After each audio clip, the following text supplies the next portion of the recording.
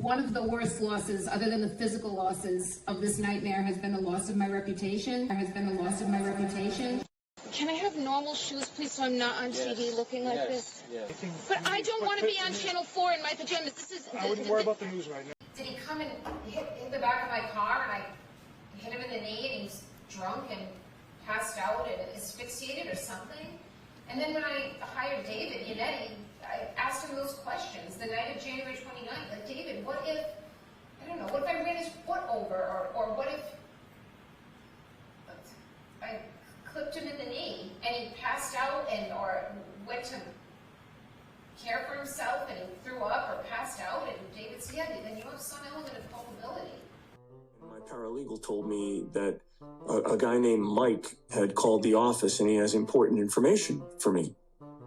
I called him back, and I have a memory of sitting at my desk at home in my office, and, he had a gravelly voice, and, it was like a holy smokes moment, because he said that perhaps someone else caused the death of John O'Keefe.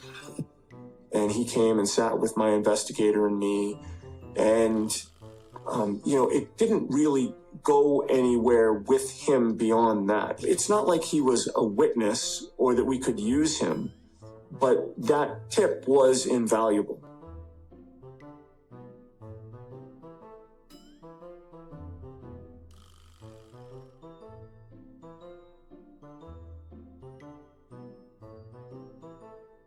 When someone comes to our office with credible information that a police officer may have been involved in a murder and underlying legal violations as set forth in the indictment, we're going to investigate that case every time. I'm not going to comment on how we get information.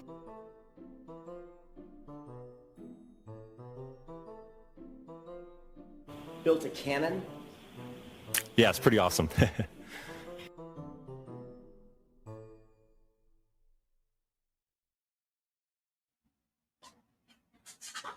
Hey, everybody. Hello.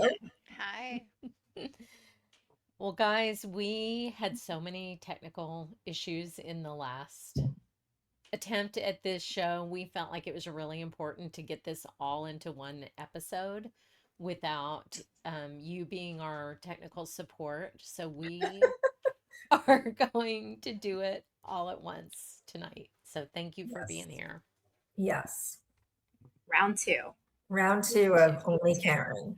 Yeah. Only Karen. Okay. So should I just go ahead and pull up the slides? Yes. Sure. Yeah, we got a lot to get through. Let's go. Okay. Lydia, can you hit the layout? Yeah. For me? Thank you. All right. So Only Karen. And let's go to the first point. Only Karen had 9 vodkas that night and was legally drunk. That's right. The final count of my alcohol intakes, probably about 5 or 6 or 4. The drinks that they were pouring me at McCarthy's, which is where I consumed most of the alcohol, was the weakest vodka tonic. It tasted just like old soda water with lime. Not that I need it to be a martini, but it might have had a splash of vodka in it. So I said, John, this drink tastes like it has no vodka in it. He said, just get a shot and mix it yourself. So each drink was being counted as a double. So I would get a vodka tonic, and then I would pour a shot into it. So that would count as 2. Frankly, it just felt like a regular cocktail. It was just a really weak pour, so I asked for a shot. So for my taste, it just tasted like that's the normal strength of what a drink should be. So I had maybe 2 or 3 that are being counted as 4 and 6, and I don't know. I felt fine. I felt like I was buzzed. And then there was one drink, the last one that was given to me, which I would have counted as 3, but they're counting as my 6th cocktail, the guys that we were with brought around shots, and they gave me one that I didn't drink, but I poured it in my drink. So that's now my 5th and 6th drinks, with the 7th, which is a shot that all the men did, and I poured it. So that one glass that I'm holding, that I go into the waterfall with, has 3 drinks in it, a vodka tonic and 2 shots. And which is why John said to me, you're not leaving that drink here, like you haven't touched it and just poured a bunch of vitamins, like just take it with you, which was something he always did. So then I go into waterfall and I put that drink down and I socialize most of the time. So that would have been my 5th, 6th, and 7th drinks. Then John orders me a drink at the waterfall that I don't drink, that he takes with him. And then there was a round of shots that Chris Howard bought that I did take. So that would have been the night. But I did not consume 9 vodka martinis or take 9 shots, depending on how you count it. And the last 2 drinks I didn't touch. You guys don't have to drink, right? I wouldn't say I have like a normal amount. Like it's like a glass of tonic every 40 minutes. Okay. And so are you feeling like buzz? I know I'm not checking, I'm just trying to get buzz. Yeah. How did you feel after that many drinks? When you got in the car, did you feel like you could drive, and did you feel how I wouldn't have gotten on the expressway. I wouldn't have gotten on the expressway at 12:15 on January 29th. I mean, it was quiet. The roads were very quiet. You can see it on the videos. And I was going, when I've had a few drinks and I drive, I always drive extra slow. So I know my alerts aren't as sharp as they should be. But I shouldn't have been driving.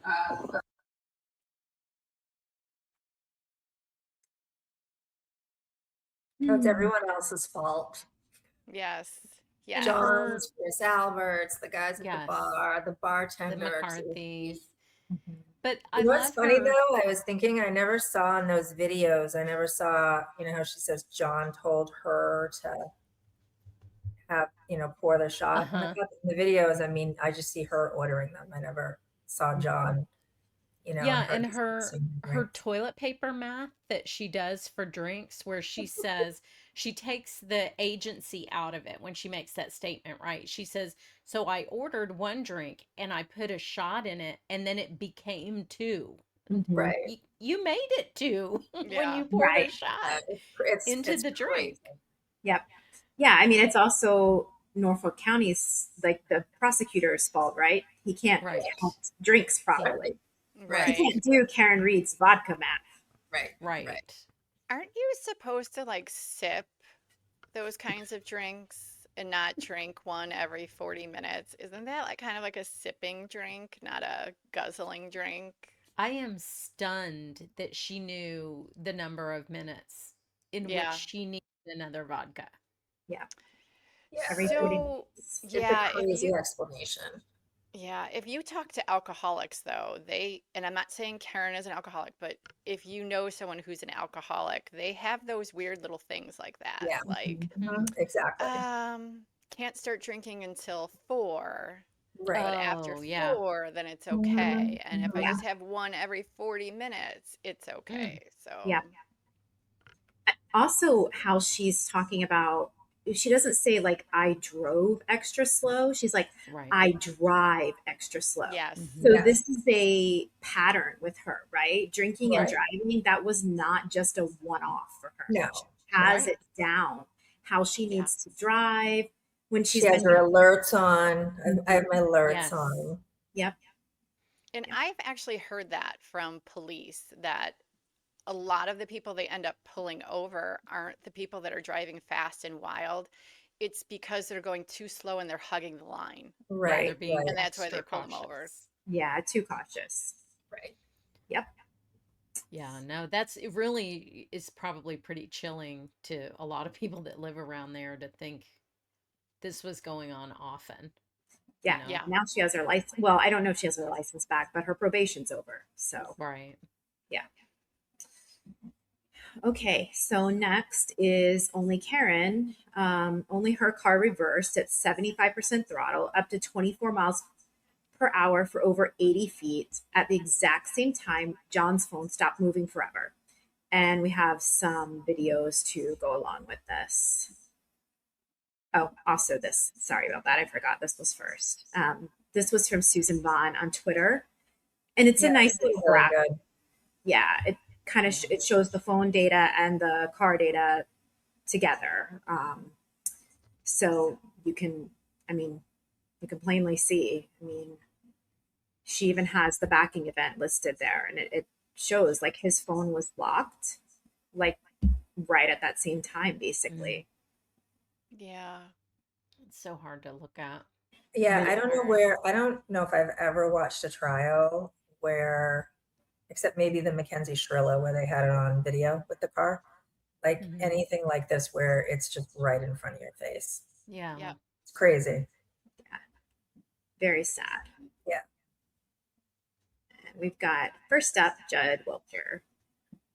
Do you have an opinion to a reasonable degree of engineering certainty as to the nature of the second triggering event, 1162-2? Just for the record, Your Honor. Yep. Yes. Could you share your opinion with the jury? The triggering event was high throttle opening in a transition to reverse. It's a forward motion followed by a higher speed rear motion.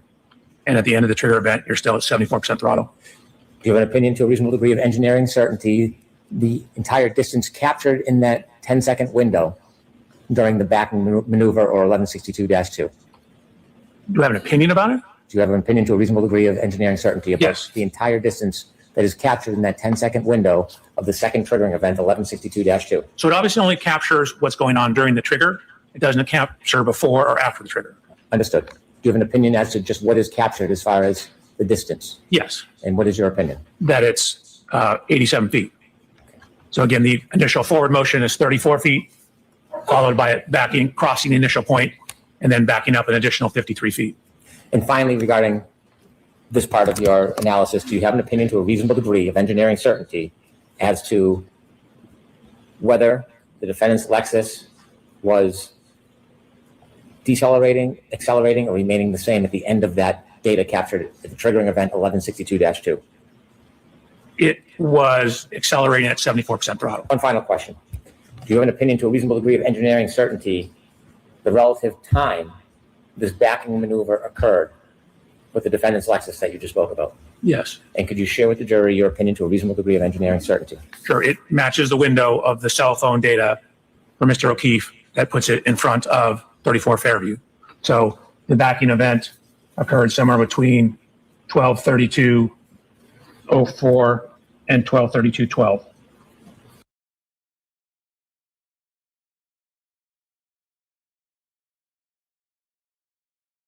I think you're on mute, Jenny. Yeah, there we go. Sorry. There you go. Next is Ian Whiffen. And he's going to go over more, of course, as we know, John's cell phone data. At 31 minutes and 56 seconds, we start the health event that shows 36 steps were taken. And at 32 minutes and 3 seconds, there's a pocket state cleared event. At 32 minutes and 4 seconds, the device unlocks with Face ID. And again, I'll point out that makes perfect sense if the Doppler state clears because it's no longer within a pocket and then it unlocks a second later. That makes sense with the logic that's been identified.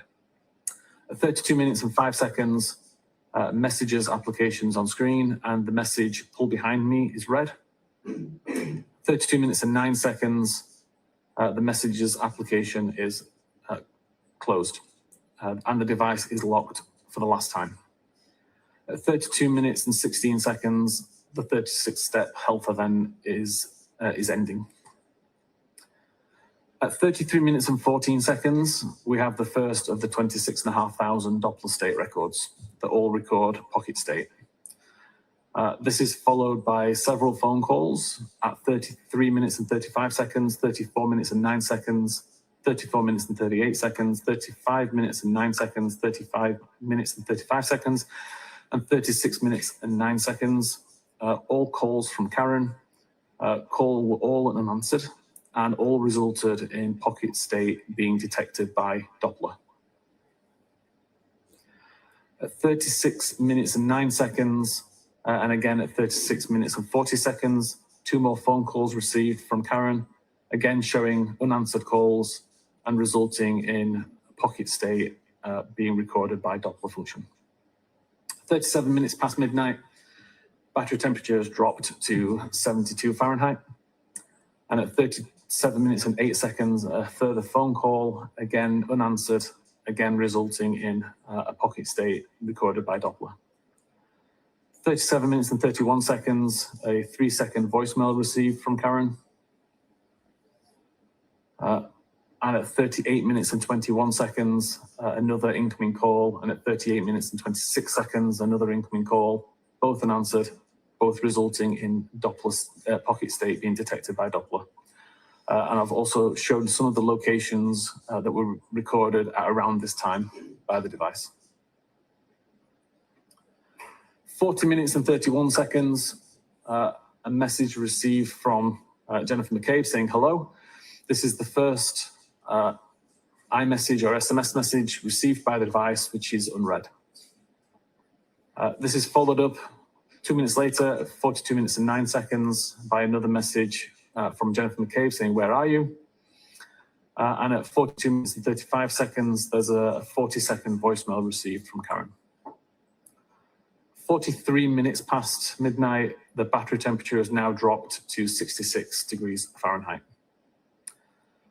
At 45 minutes and 53 seconds, another incoming message from Jennifer McCabe saying hello. And again, we can see location data at 53 minutes and 7 seconds, placing the device on the front yard somewhere kind of around the flagpole area.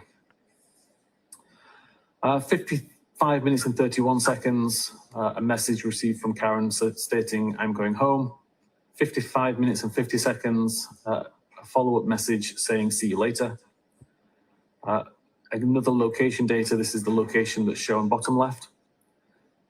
And at 2 minutes past 1 a.m., another message from Karen saying, your kids are cooking alone.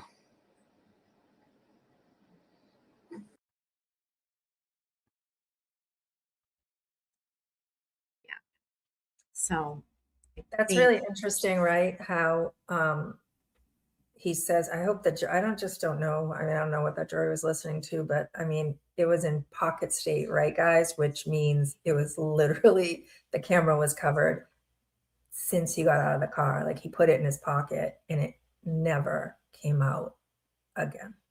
Yeah. Like, it was in pocket state the entire time. Yeah. So and sorry, we just had a really bad, like, it's storming here again, of course. It scared me. Like, it's like that was so loud. Yeah, it's right on top of us. So hopefully I keep power. What's ironic is that all of her calls and text messages contributed to all of the pocket state reads that we had. Right. Yes. Yes. Right. Yes. Yeah. Yeah. I mean, so for just all of you people that, said, that he was fighting and they were, dragging him outside and throwing the phone underneath him. Like, it's scientifically impossible. Yeah. It's not, an opinion or whatever. I know that they have to say that in court. I mean, it is what it is on his phone. Yeah. And at that temperature dropping, you just think It's about so huge. They didn't have that in the first trial, right? No, they didn't. No. And it's so rapid. And you think about even 66 degrees, like if you're inside in air conditioning and it's below 70 degrees, like it's uncomfortably cold. And that time period he's talking about is so very short that you know where the phone was, know what was happening, why it was 66 degrees, so quickly after he took his last steps. Yes. Yep. It's sad. It is very sad. It's very sad. So our next one is, only Karen woke up John's niece at approximately 4:30 a.m. and said, what if I hit him? Maybe I did something, and maybe a snowplow hit him. So we have her testimony thanks to someone that basically paid to get the transcript before the Norfolk County started doing all these FOIA dumps. And so we'll go through that. Why don't we have two people read it? I think it's better if someone reads the question and someone reads the answer. It just flow better, I feel. Yeah, sure. Want to do that? Sure. I can read the question if somebody wants to read the answer. Okay, I'll do the answer. Okay. So question, and in the early morning hours of January 29, 2022, at approximately 4:30 in the morning, what occurred? The defendant came into my room and woke me up. How did she wake you up? She was shaking me, kind of. And was she yelling or saying anything to you? She was just like yelling to wake up. And then she would leave the room. And then she came back into the room and told me my uncle had never come home. And what was the volume of her voice? It was pretty loud. And what was the defendant's demeanor? How was she displaying and acting, behaving? She was very frantic. And when the defendant said your uncle had not come home, what did she ask you to do next? She asked me to use my phone to call him. And while you were reaching out to JJ, what was the defendant doing? She was kind of using on her phone or just in and out of my room. And did she remain frantic? Did you calm down? What was her demeanor throughout that early morning? She kind of remained frantic that whole morning. And what did the defendant ask you to do next? She asked me to call. She was asking me for people's phone numbers that she didn't have, that I would assume they were with the night before. And was one of those people Miss Jennifer McCabe? Yes. And did the defendant ask you to call Jen McCabe? Yes. And did you? Yes, I did. And had you ever called Jen McCabe at 5 o'clock in the morning? No. And after the defendant asked you to call Jen McCabe, what occurred? Did you say anything on the phone? I just said that Karen wanted to talk to her, and then I handed the phone. And when you handed the phone to the defendant, could you hear Miss McCabe on the other side, or? Yes, I believe I left it on. I think I put it on speakerphone when I had it in my hand. And what did the defendant say on that phone call? She was just informing Jen that John had never come home. Did she make any other specific statements? Yes, but. Do you remember what those statements were? Were there a number of calls that morning? Yes, I don't remember who they were. I don't remember who, I remember things that were said, but I don't remember who they were said to because there were a lot of phone calls. So there was a lot of phone calls. And on those other phone calls, could you hear the defendant speaking? Yes.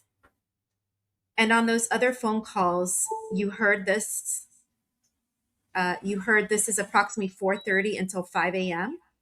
Yes. What did you hear the defendant saying? The defendant was just asking what could have happened, and then was just asking questions either could I have done something? Could he have gotten hit by a plow? Did the defendant say any statements further elaborating on if she could have done something? Yes. Can you wait? Hold on. Sorry, I think I read a yes that was from up at the top. Sorry.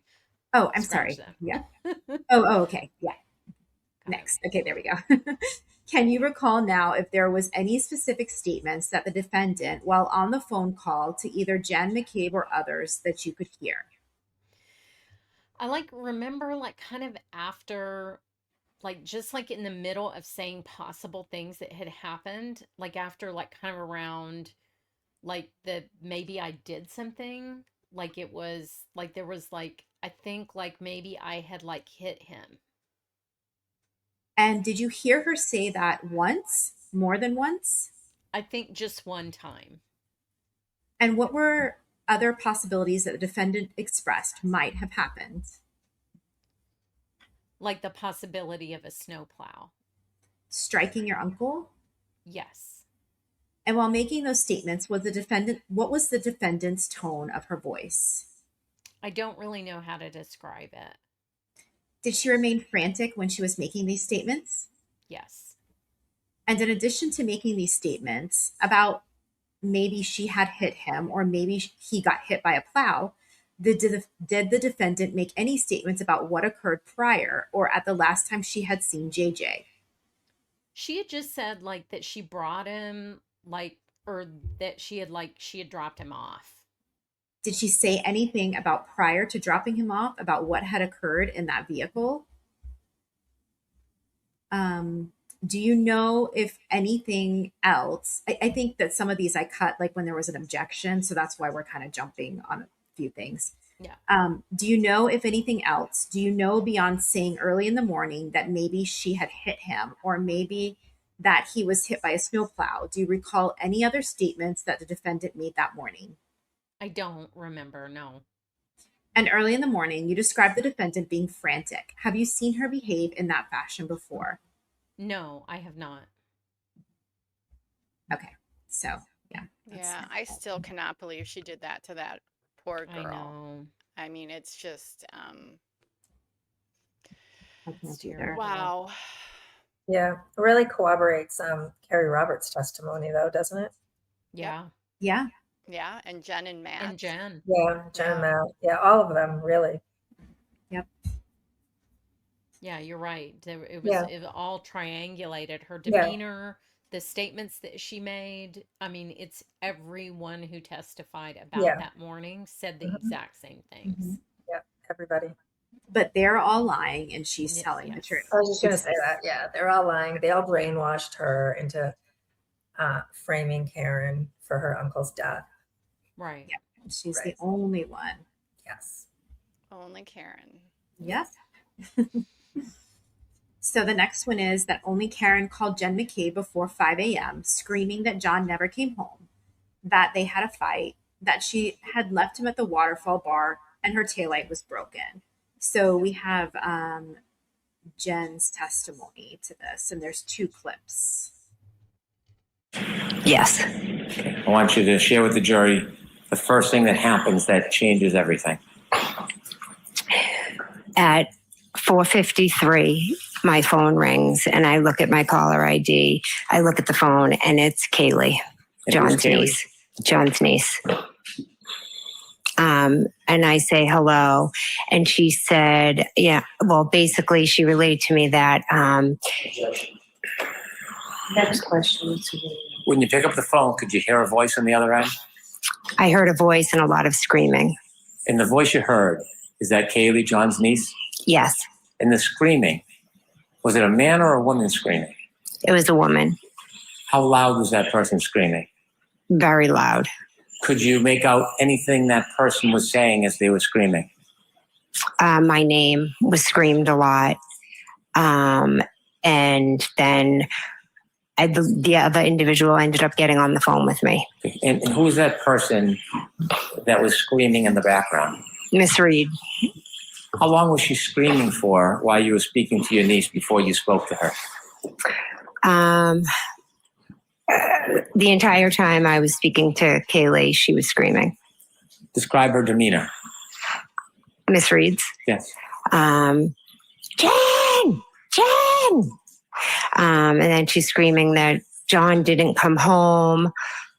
She left him at the waterfall. She was hysterical. It was very hard to follow what she was saying. How long did that first call last for? I'm not sure how long, maybe possibly a few minutes, but it was loud enough and long enough that my husband shot up in bed thinking one of my kids had come in the room screaming. Without saying what your niece said, could you describe your niece's demeanor when you first spoke to her? I mean, John's niece's demeanor. I would say Kaylee sounded concerned, uneasy. Okay. During that phone call, other than the screaming and the screaming of your name, did the defendant give you any information other than she had dropped John off at the waterfall? They'd gotten into a fight. She had left him there and he didn't come home. And when you were woken up, were you in a sleep when you were woken up? Yes, I was sound asleep. What was your mental state like when you first woke up and got that call? Well, I had been up late. I had taken my medication that I take for my MS, so I was definitely a bit groggy when I first woke up. So immediately I just wanted to help her. She was hysterical. Kaylee was upset. So I went into that kind of mom mode of what can I do? How can I help? So I immediately was like thinking, okay, well, if you left him at the waterfall, let me think who was still there, or, you know, how can I help you? How can we find John? Did you have?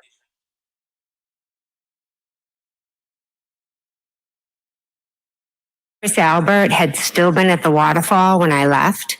So I thought if Karen and John had gotten into a fight, maybe Chris had walked out of the bar and Chris lived local to the bar, thought maybe they walked back to Chris's together. So what did you do? So I called Chris Albert's wife, Julie. Did you speak to her? No, she never answered. After you had a moment to make a phone call and think about things, did your head become any more clear? It did. And I was, reminded by my husband that we had seen Karen in John's car outside of Fairview. When he reminded you, did you independently remember the text messages that you sent to John earlier that evening? Immediately, I was like, oh my God, you're right. Did you remember that you had seen what you believed to be the defendant's car in front of the house and near the flagpole? Objection. Watch the form. Okay. What did you remember? What came to mind after you spoke to your husband about your memory from earlier that evening? The minute he said it, I remember seeing the SUV and then all the text messages that I had and the phone conversation with John. So after the defendant spoke to you and said she had left the defendant at the waterfall and you had time to think about your memories, did you react or do anything with that? Yes, I believe I called Kaylee back. Why did you call Kaylee? I didn't have Miss Reed's phone number. When you called Kaylee back, did you speak to anybody? Yes, I believe Kaylee and then Miss Reed. When you first spoke to Kaylee, could you hear anything other than Kaylee? The screaming. Was it any different or was it similar to the first time you spoke by phone? Similar to the first time. Regarding the demeanor or intensity, had it changed at all? Not at all. You mentioned the first time that you had that phone call, the defendant was screaming your name. Jen, yes. Jen. Was she saying your name in the second call or was it just general screaming? My name. And then when she got on the phone, I had told her, Karen, I saw you guys outside of my sister's house. And then she told me she didn't remember being there. And then she went on to say, she started saying, could I have hit him? Did I hit him? And then she just was just all over the place, like screaming my name, screaming so many different things. She was hard to follow or understand. When she was saying to you, did I hit him? Could have I hit him? Was that before or after you informed her that you had seen her out front of your sister's house? It was after I told her that. She also informed me that she had cracked her taillight. In that conversation, she told you that? In one of the conversations I had with her in my bedroom, yes. When you told her that you had seen her out front, and she had said that she didn't remember that night, was that before or after she was saying, did I hit him? Could have I hit him? Can you repeat the question? Sorry. When she was telling you about that she didn't remember that night, was that before or after you had told her about seeing her car? When I said I saw her at Fairview, then her response was she didn't even remember going there. Did she ever deny that she came to Mr. O'Keefe's house? I mean, to your sister's house? No. When she told you or said to you, did I hit him or could have I hit him or something like that, did you have any idea what she was talking about? No, I didn't pay attention to it. When she told you that she had cracked her taillight the night before, did that have any significance at that time to you? No. So in telling you these different things, did you ever piece them together at that time? No. What was your...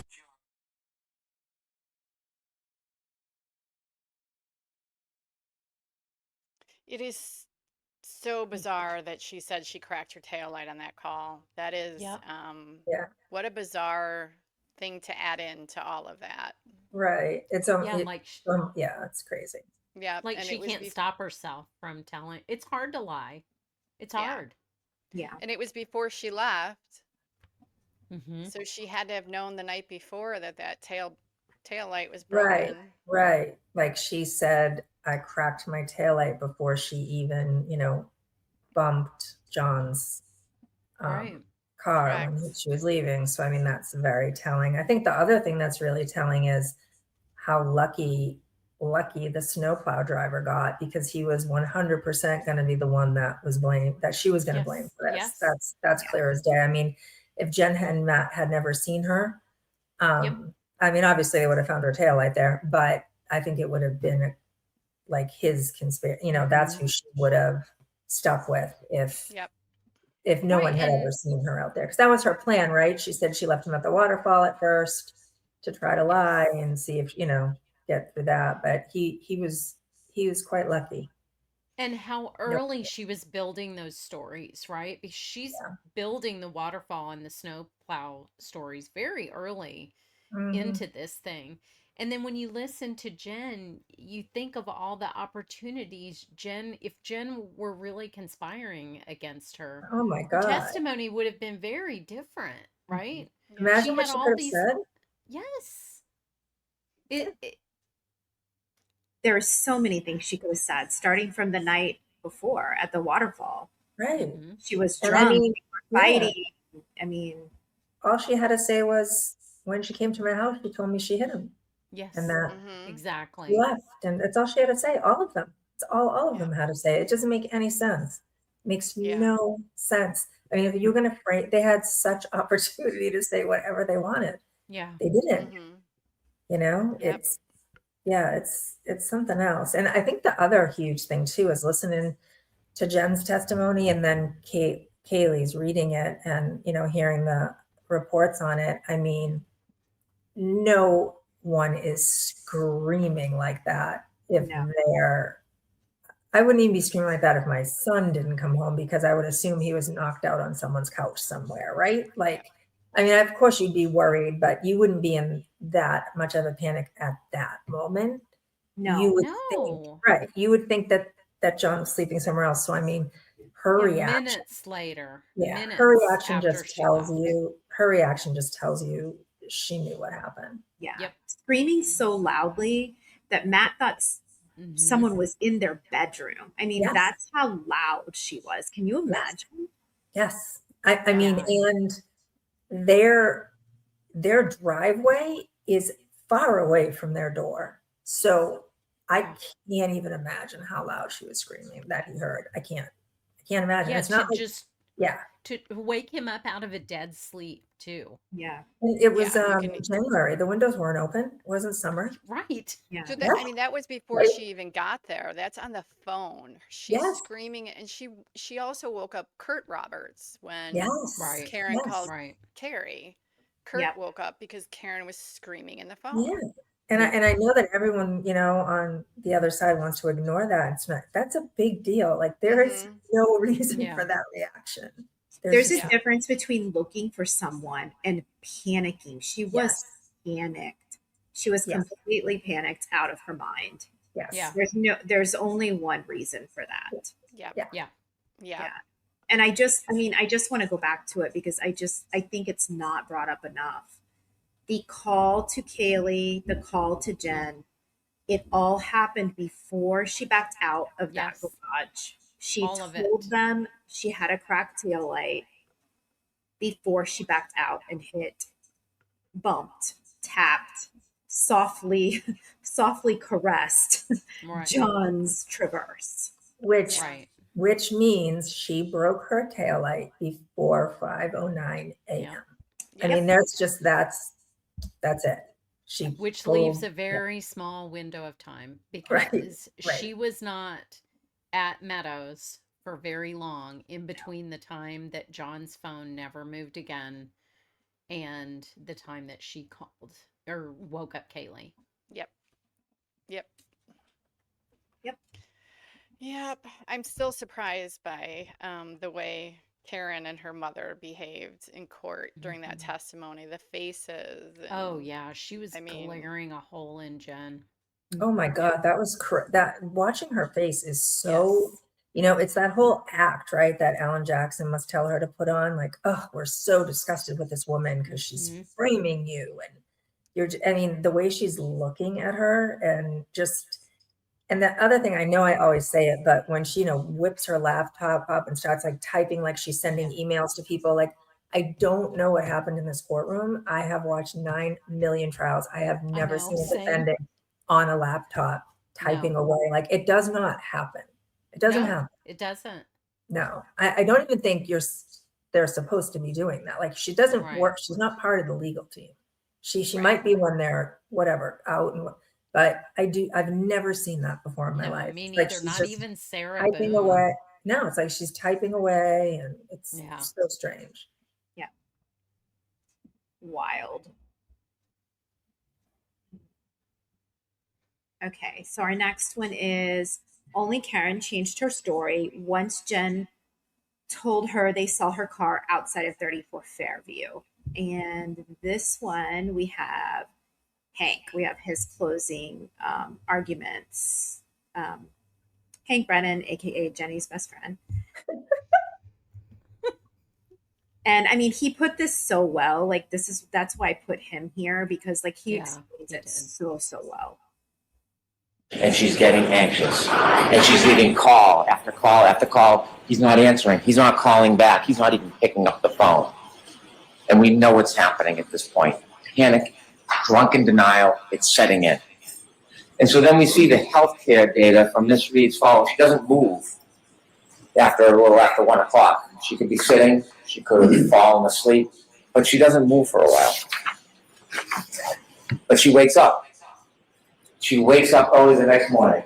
Take that down, please. And when she wakes up, she doesn't call Jen McCabe and say, "Where's John?" She doesn't call Brian Higgins, has his number, has been texting with him. "Hey, was John at a party with you? Did you see John tonight?" She knows exactly where she is, and she's frantic. So she wakes up Kaylee, that young girl at the time, and she says, she's panicked, she can't understand what she's saying. "Call Jen McCabe. Call Jen McCabe." Why is she calling Jen McCabe? She calls Jen McCabe. You know what she doesn't say when she calls Jen McCabe? "When did he leave the house? What happened last night?" No. She calls and says, "I left him at the waterfall. I left him at the waterfall." See, now it's gone from panic to self-preservation. "I left him at the waterfall." And Jen says, "Left him at the waterfall? He saw you in front of the house." Click. Hangs up. Hangs up. So then she calls someone that she doesn't know very well. She calls Kerry Roberts. But now she has to pivot because someone has seen her in the exact spot that John will be found soon. Whether she's the first one there or somebody else, John will be found. Maybe Lucky missed him. It's a snowstorm. You can't see. But someone's going to find him at some point. So she calls Kerry Roberts. It's no longer she left him at the waterfall. She pivots. And she calls, "Kerry, Kerry, Kerry. John's dead. I think he got hit by a plow." Why do you think she chose those words? Why did she choose those words? Because she knew that there was a collision with a large motor vehicle, and she had to substitute her 6,000-pound Lexus for another big vehicle. I think he got hit by a plow.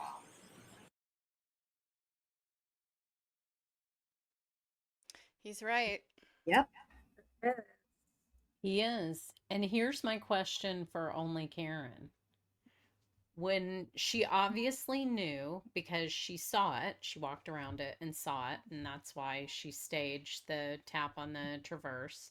When she saw that that giant piece of her taillight was missing, where did she think it was?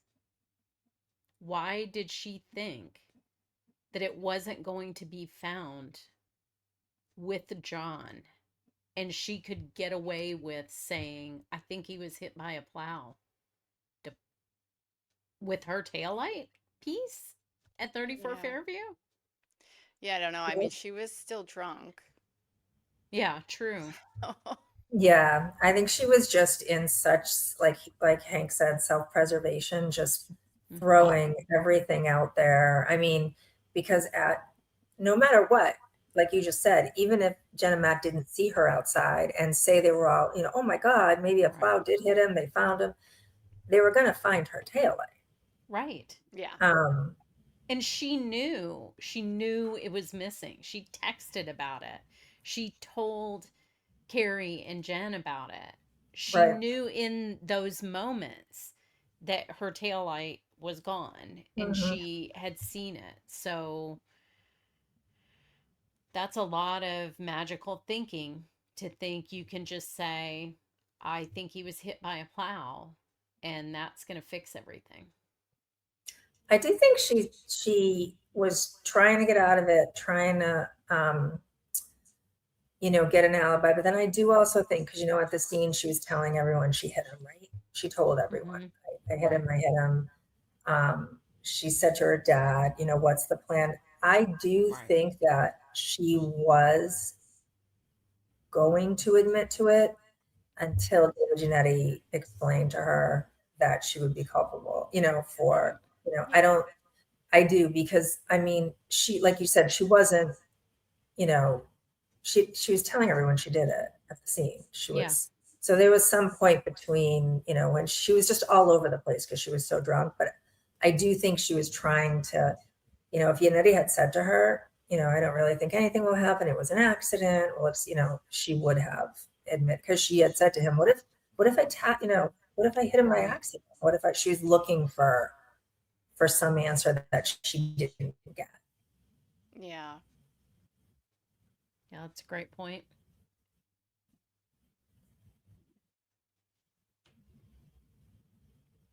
Okay, so next is only Karen called Carrie Roberts at 5 a.m. screaming, Carrie, Carrie, Carrie, John is dead. Hung up on her, called back and said, I think John is dead. I think a plow hit him. And so we've got Carrie's testimony here. And the first thing she said was, Carrie, Carrie, Carrie, John's dead. And then she hung up. And then When she said that, did you have a chance to have a conversation with her? no, I did not. Describe her demeanor when she said that. She was yelling loud enough, my name, I think it was 3 times, it might have been 2. She was yelling loud enough that she woke my husband. Your husband was sleeping next to you? Yes, he was. Was she loud, yelling, screaming? Yes, she was very loud. She was screaming. After she said, Carrie, Carrie, Carrie, John's dead, did you know what she meant? No, And did you say this was around 5:15? this is at 5. She called me at 5 on the dot. After she hung up, what did you do? I was half asleep still. I didn't know what was going on. So I started to get up and I think I tried to call her back. I know I tried to call her back, but I don't know exactly when, because I was like, what? So my husband said, what was that? I said, I don't know. Something's going on. I don't know what's going on. That was Karen. And then I tried to call her back. I know I tried to call her back, but I don't know if she answered or if she called me back the next time I spoke to her. After she called you again, did you have another discussion or did you hear her say something else the second time you spoke to her? Yes, the second time she said, I think something happened to John. I think he got hit by a plow. He didn't come home last night.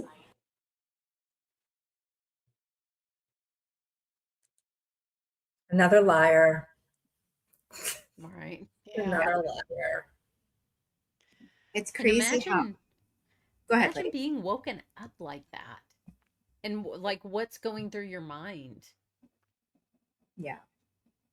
Yeah, and remember how she said, like, she asked Carrie at one point, I think she said something like, look at my tail light. Could I have done that? Could I have hit him? Whatever. And Carrie's like, no, I don't think you hit him. Like, yes, they were doing everything in the world to like tell her, like, there's no way in the world you did this. No. Like, right. again, if they were trying to conspire against her, it would have been totally different. Maybe you Right. did, Karen. Like, what did you do? Like, what happened? Right. You know? Yeah, that is I some don't, poor conspiring. yeah. I don't To think Jen say, no, McCabe would stop have saying told that. her to stop talking Mm-hmm.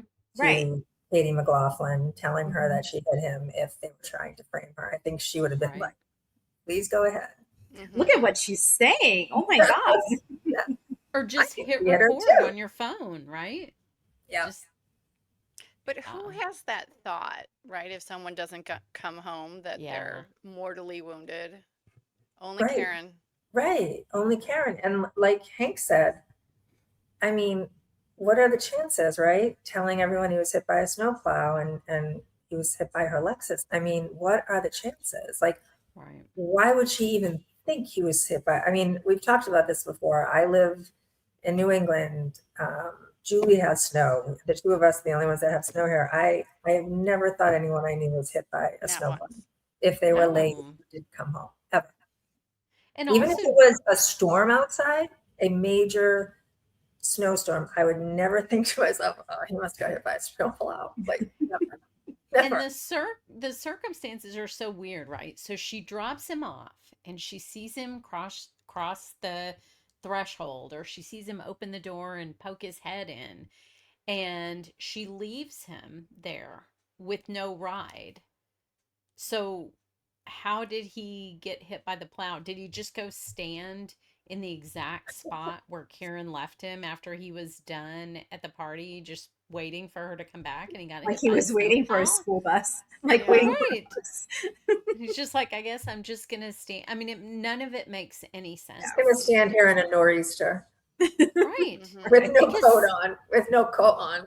Because if she had not hit him and he had made it and they're done with their fight, they broke up, whatever, he goes into the house, one of those people would have taken him home. Yes. He wouldn't have been outside on the street in a blizzard to be hit by a plow. Jen would have taken him home. Someone would have taken him home. And Any that's one of those people. right. And that's the other thing I meant to mention when we were listening to Hank, the point he brought up about she doesn't ask what happened. She didn't ask anybody what happened. She didn't ask what happened. She didn't ask, when did he leave? Did you see someone pick him up? I mean, there are thousands of questions she could have asked, and she didn't ask a single one. Not one. Never again. Ever again. Never. Not even the next day. Nope. Never again did she call anyone and say, what happened? Never. Yeah. And Never. it's Peggy's question that I think about, Peggy saying, and you just left him?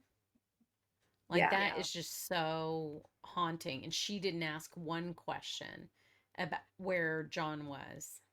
Well, everybody was asking questions except Karen, other than because she knew. The only question she was asking was, could I have done something? She wasn't asking anything about the circumstances surrounding, like where. That was a good one, G. We should have put that on the list. She's the only one that didn't ask any questions. It's true. That's another one. Yeah. Other than questions incriminating herself. Right. Those are the only questions she asked. Right. Yep. So let me go to the next one. So the next one is only Karen pulled into Jen and Matt McCabe's driveway at 5:35 a.m. screaming at the top of her lungs. And we have my favorite video of all time. The best. It's the best. Where he says, he's everyone's favorite. Yes, where he says everything we've all wanted to say to Karen for 3+ years now. I realized it was Karen Reed, and I told my wife to please tell her to shut up.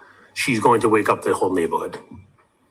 And where is it, or when is this in relation to that first phone call when you sort of shoot up on it?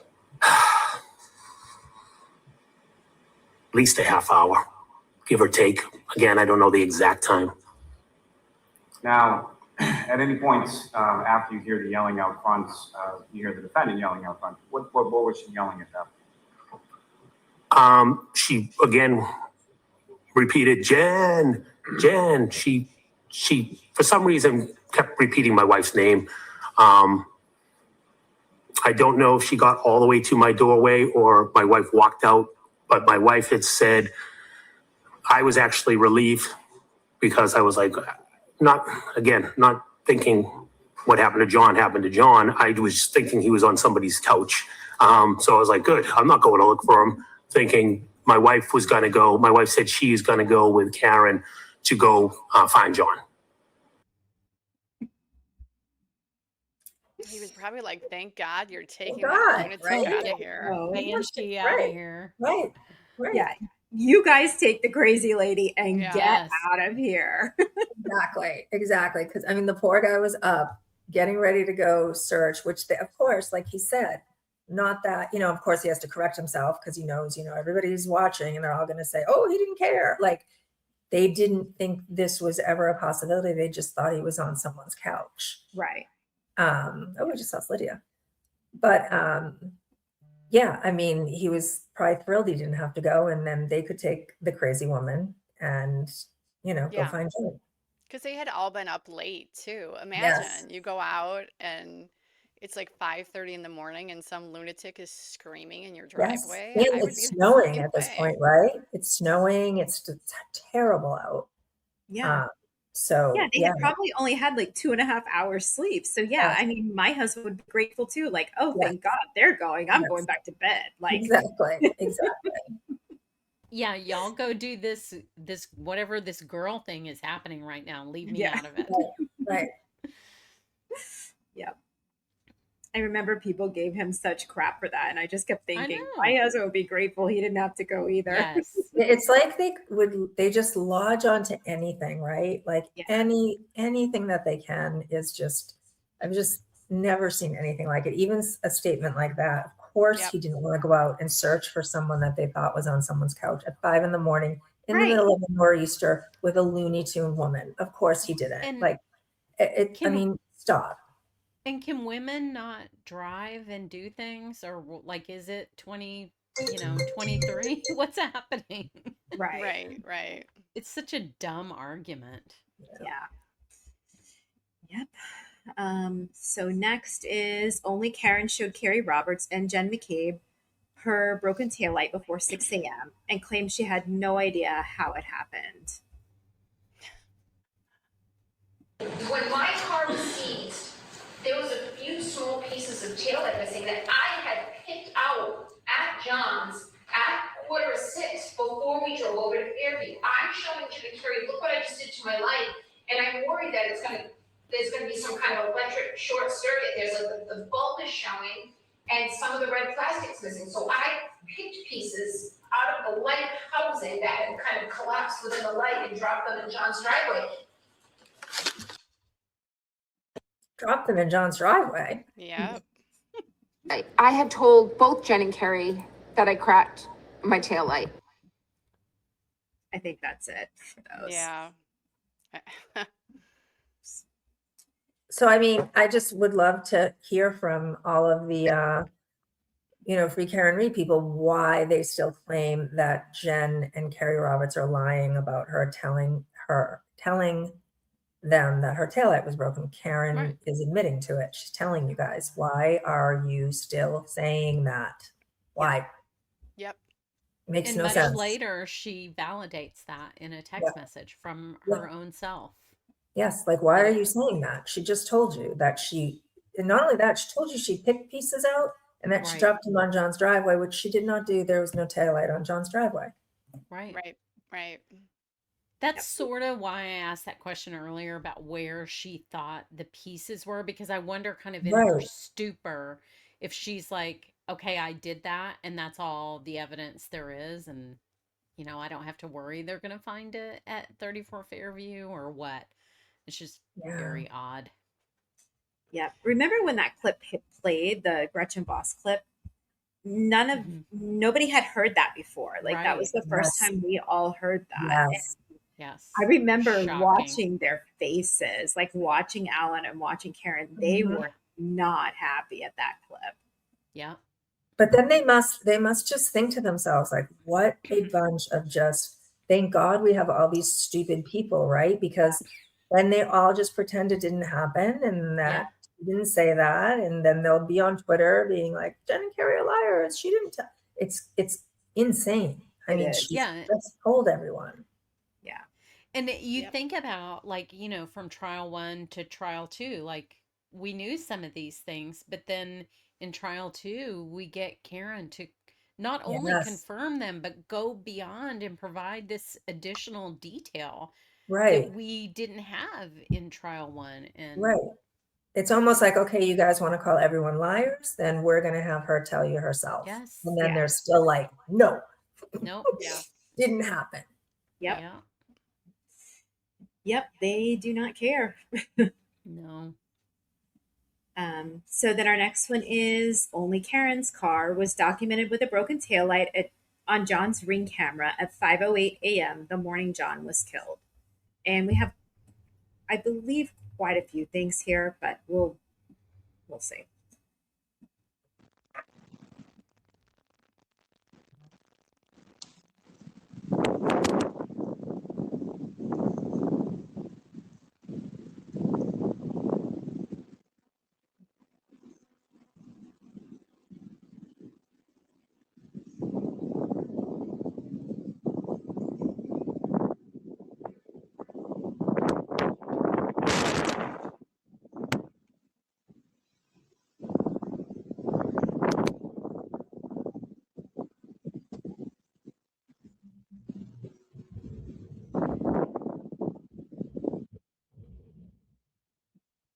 Yeah, so there it is. Mm-hmm. It's And gone. so obvious. I mean, It's come not there, you on. guys. It's not there. And if And you look don't at the end of the when she's at the end of the driveway, let me just go back to that really quickly. You can see when she takes her foot off of the brake, you can clearly see the other taillight is completely lit up. Yes. And that And that one's dark. Yeah, let me just go back to that really quickly. Oh, never mind, I can't do that. Sorry. Well, can I say two things here? One, the V-shaped pattern, which Matt McCabe testified he saw in the street, is Mhm. from a person backing up and Yeah. then pulling forward, right? Like Mhm, you which can is what see. she did. Yeah, so she is recreating that a lot of people, you know, said didn't happen, that Matt didn't see that, etc. But also everyone who has attempted to back up at 24 miles per hour, including the prosecutor's podcast, Aiden Kearney with his pool noodles, all these people have not been able to do it. And the woman that can do that is so careful and delicate to just barely back up and tap into the traverse right there.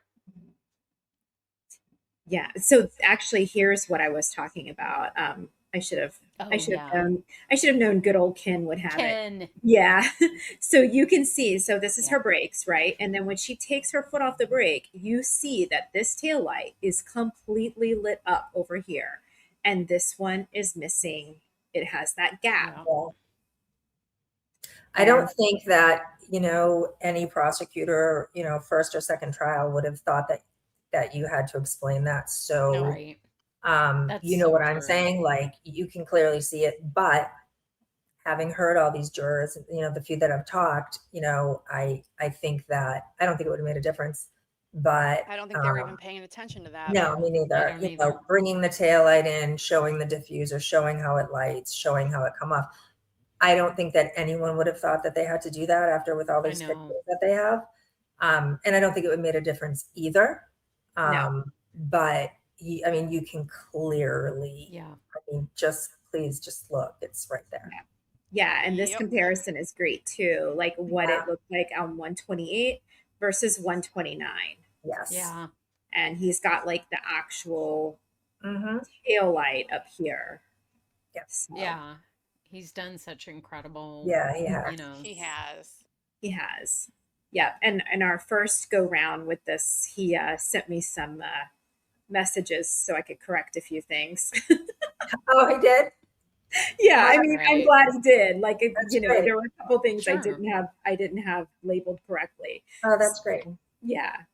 And then, yeah, I mean, we have the bumper contact, right? Yeah. This was tested multiple times by multiple people. Her taillight would have never hit Nope. his. It's once again absolutely impossible. Yep. You can see, Which I mean, ARCA confirmed. yeah. Yep. I think that is no, I think it's after this one. We have Arca. And And there you then have the missing snow. yeah, right. So Right. 507 before she backed into it, and then after she backed into it. You see where their vehicles hit. It was bumper contact. The snow is Right. clearly missing. It's missing at 5:07 a.m. after she backed into it. It's missing at 12:30 p.m. This is from John's ring camera, right? There it is. And then it's still missing it's also missing 8:25 a.m. at the wellness check. There's the missing snow from where their bumper contact Insane. was. Yep. And I think, yes, here he is, Daniel. Oh boy. Yep. For you and your testing and everything that you did in this case, if a collision occurred at a lower speed, say 1, 2, anywhere from 0 to 5 miles an hour, would that create the damage to the taillight that you observed in this particular case? At that speed, no. I mean, what? Yep. What else do you need? What else do you need? That's their hero. Yeah. That's And their keep hero. in mind, he's only talking about speed here.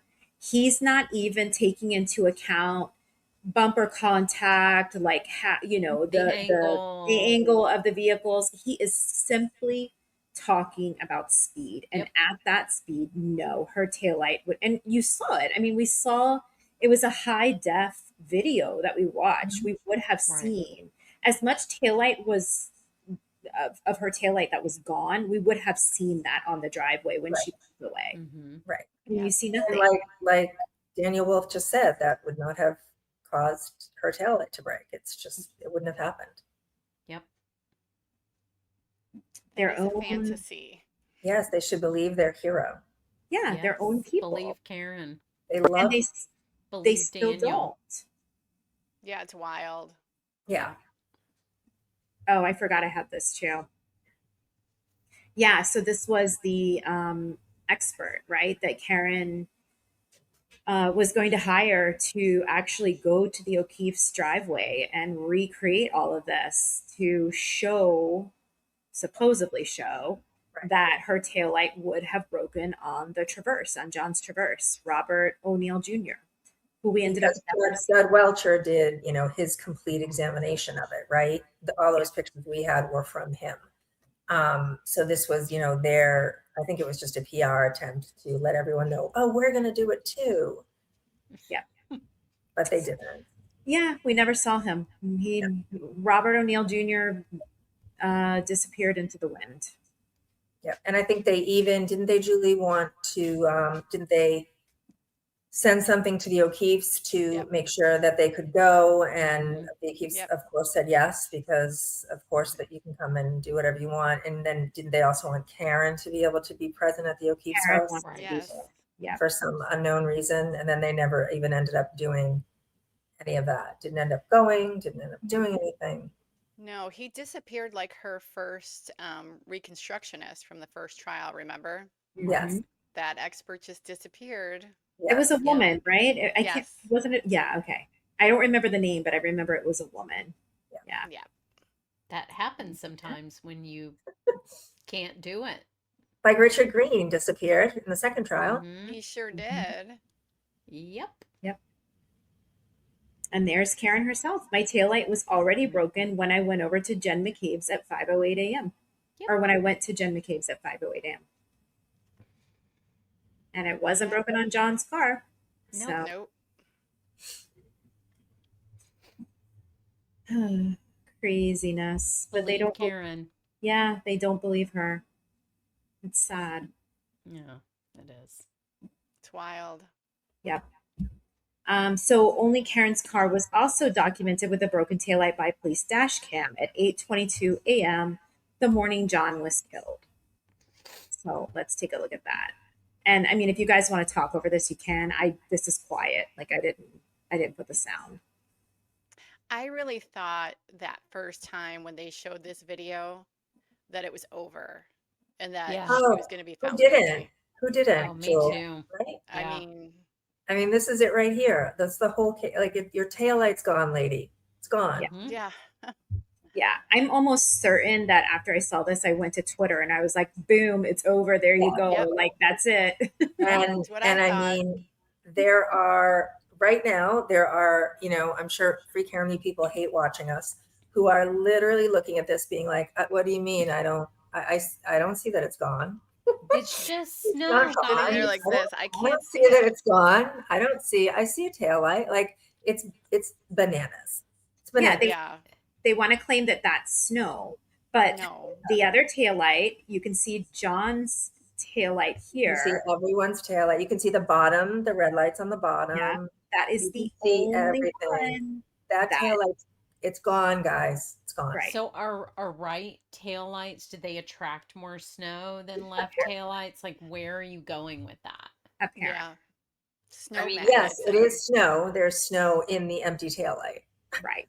In the empty housing. Yes. It's in Yep. there. Insane. That's a great picture. Insane. Yeah. Yeah, that is from their favorite, Colleen Crawford. Yeah, that's actually a Right. really good picture. Yep, she did Yeah. that. It says it all. And Yeah. they didn't even know what they were seeing, right? So the guys capturing this video, Right. they don't even notice this. No. Yeah. So if they were framing her, they could have, gotten out, gone up, looked Yes. at the taillight, done all of these things Mhm. on the camera. But Yep. no, they were doing a wellness check. So they went to John's front door. Right. Yep.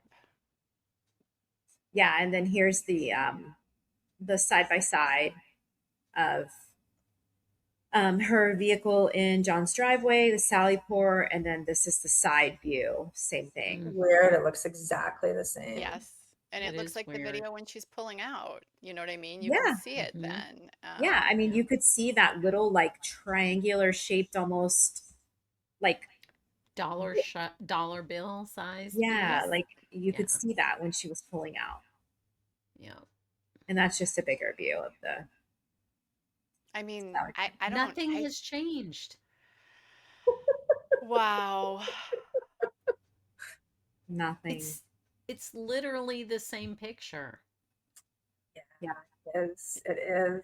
It's like, what is wrong with you guys? It's amazing Like, what she got wow. these people to believe. I know. It is. It's literally the Emperor's New Clothes. Like, it's Yes, that it is. story. Is that It the name is. of it? With the Yep. Yeah, Amber has no Or- clothes. Yeah. yeah, like it's that story. yeah. I mean, they will look at this and say, no, that's yeah, not that's not even a Lexus. It's a Ford Edge. it's there was a lot of brainwashing that was done. Oh, Yeah. for sure. Really Yeah. was. Oh, and then we have our This guy. favorite. Yeah, the part that they also do not like to listen to. Yep. And this is where Hank is questioning him. You would agree that your memory has changed since last time you testified in this courthouse? Yes. In the photo I showed you, the close-up with the missing right rear taillight, is that consistent with your memory of what you saw in Dayton on January 29, 2022? Objection. I'm going to allow it. It was opened That's up. not evidence. It was opened up. Is it consistent with what you saw on January 29, 2022? It is. Thank you. He looks terrified. He does. Yeah, so he just does. agreed. He just agreed that the picture that Ginny was just showing all of us is exactly what it looked like in Dayton when he saw it before Michael Proctor supposedly broke the taillight. Yes. And he also just said, which could you imagine if any of the witnesses said this, if Alan Jackson or Yannetti asked Jen McCabe or Kerry Roberts or Brian Higgins, Brian Albert, whoever, has your memory changed since the last trial. And imagine if Jim McCabe said yes. Yeah. What would have happened? And that man said yes, his memory He changed. sure did. Yep. But they didn't have anything to say about that. No, it changed after he went and met Alan Jackson at the seaport for whatever reason. We don't know. Yeah. Which is Yeah. wild. Mm-hmm. I think we figured out that's like an hour and a half away from where he was, right? Yes. For what reason? Right. There's Right. to go Only over your Karen can tell testimony. us.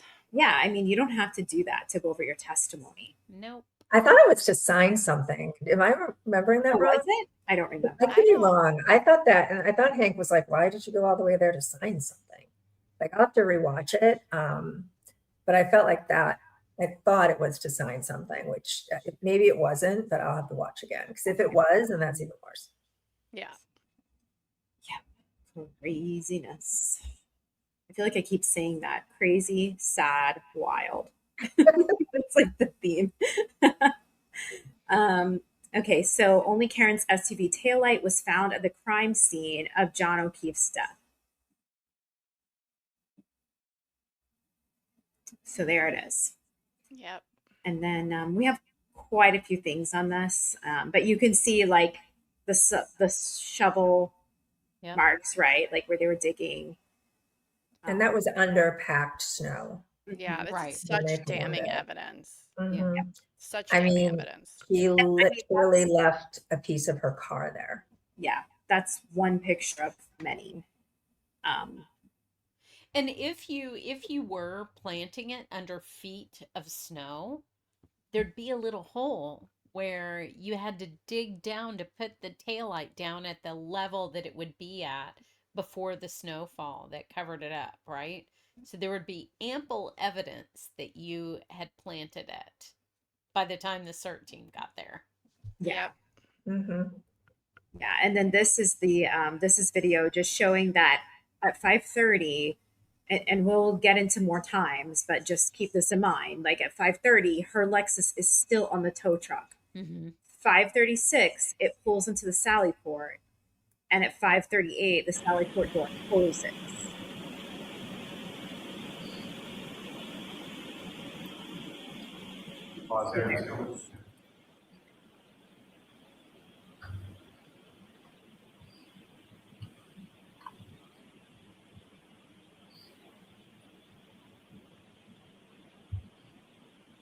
Goes the truck with Yuri and Proctor.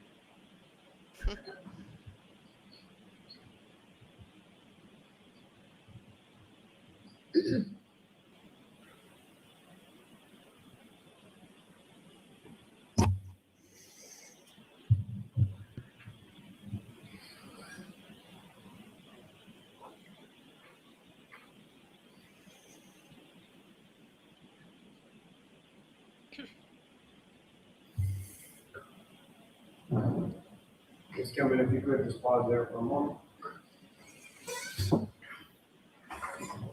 You want to maybe approach briefly? Okay, could you pause that?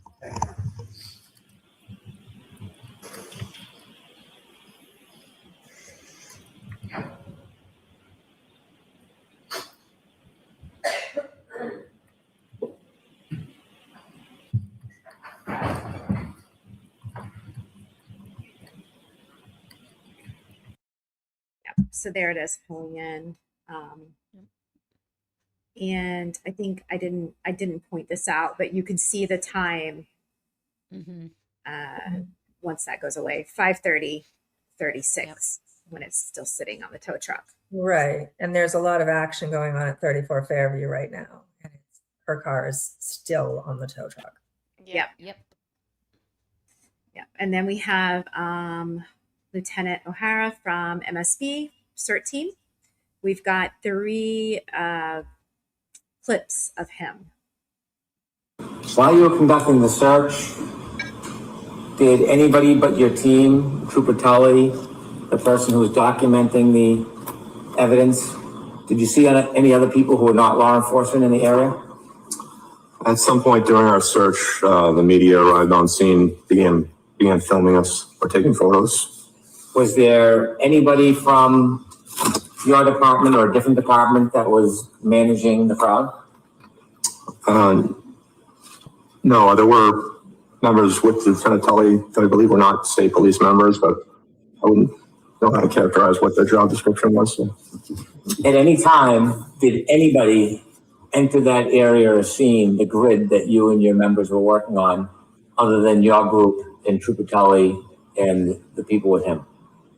No, correct. Once we marked off our area, no one came forward of our line. That whole search area was fresh, undisturbed snow as we moved through the area, and no one moved past our line. Even when Lieutenant Tully and the member who works in his unit came to collect the evidence, they didn't move past the point we searched up to at that time.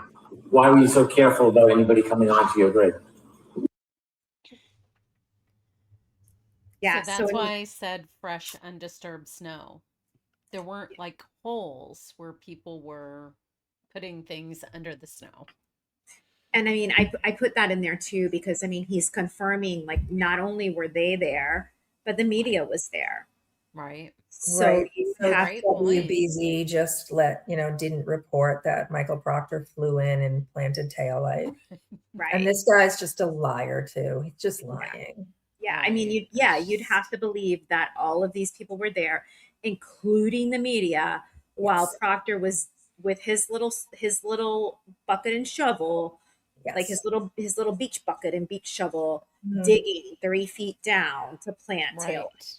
And don't forget, they all, I mean, as we all know now, everyone has had Proctor's telephone, and there was no communication to anyone at that house or anyone at all that was involved in this. So he just telepathically knew that he had to frame her for the people at the house who he never met before and who he definitely didn't talk to that night before all of this. But he knew, I have to help these people and frame. And he knew who was going to be on call for the CERT team, right? So all these disparate people who were just at their homes, you know, living their lives, and then they get called in by the CERT team. He had to preemptively know who they all were, who Yeah, the all of CERT these team was people. going to call. Yeah, all of these people listed here, corrupt. He knew it. He knew he would be fine to go over there and plant taillight. Conspiracy. 7 people. Yep. All of these people, they're all corrupt. Look, I mean, Bousselet was there at 4:54 a.m. I mean, they weren't anywhere near the Sally Port at 4:54 a.m. No, these are PM. This is PM. I meant PM, sorry. Yeah. They weren't even near the Sally Port. Her car wasn't even, it was still a half hour away. Right. Yep. And he's there and he's just waiting. He's just waiting for that tail. They're all just waiting for Michael Proctor to come so they can all move aside. Yes. Yeah. And distract the media. Hey guys, look Distract. over here for a second. Look at that. What's over there? Don't mean, mind I this just- guy digging. I don't Look know at how does anyone believe this? It no doesn't make idea. any sense. And then seeing the pickup truck that was described in testimony that Proctor and Buchanan were in, pulling in right behind the SUV when we know the timeline of what they did that day. And then there's Viscardi at 5:34 arriving at the crime scene. It's indefensible. Yep. Yeah, I mean, if you look at that, so he arrived at 5:34.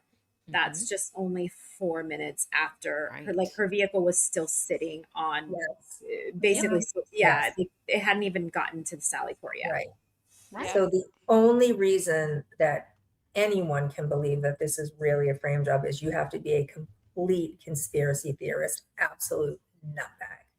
Yeah. Yep. Yeah. Like full stop, you have a tinfoil hat on your head. Well, even after all of this came out, like the timeline, the video at the Sally Port, whatever, didn't Aiden also back off of Proctor as being the one that planted it? Yes, someone else did it. Yeah. So when they pulled in, someone quickly grabbed some taillight. They ran over there. All these other corrupt people, including the media, got out of the way because there's no way that Proctor could have done it. But because we have the time that Proctor and Yuri left. Yes, someone else did it. And it was much later. much Yeah. And much the later after they found the first piece of tail light. Right. So exactly. it was And the somebody else. Lexus is seized at 4:12, right? So these guys, this entire timeline happens after that. So are they like Tom Cruise, like Mission Impossibling down onto the tow truck while it's in transit to the Sally Port to get the taillight pieces? What do Right. you have to believe this? Yeah. I don't know. Yeah. It's insane. It's yeah.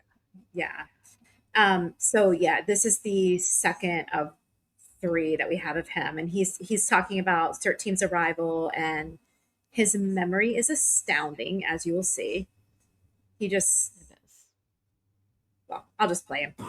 What time did you arrive at 34 Fairview? 4:56 p.m. Did any of your team arrive before you? Just prior to my arrival, one member arrived at 4:54 p.m. Do you remember who that was? It was Trooper Jason Bousselet. Were there other members that arrived after you? Yes, there were. Did you wait until the entire team was there before you began? No, we did not. The other members that arrived, do you remember who they were? Yes, I do, sir. Do you happen to remember when they arrived? Yes, I do, sir. Could you share that with us? Trooper Blake Bearden arrived at 5:21 p.m. Sergeant Charles Elise arrived at 5:24 p.m. Sergeant Michael O'Brien arrived at 5:24 p.m. Trooper Scott Biscardi arrived at 5:34 p.m. and Sergeant Anthony Carrier arrived at 5:41 p.m.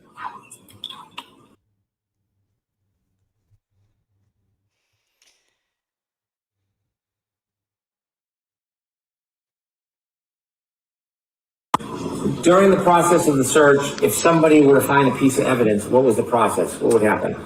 He would notify myself and Lieutenant Tully, and we would stop our operation until that was documented by the detectives on scene and collected. Do you know what time the first piece of evidence was found? I believe it was 5:45, sir. Do you remember what the first piece or item that you or the CERT team found was?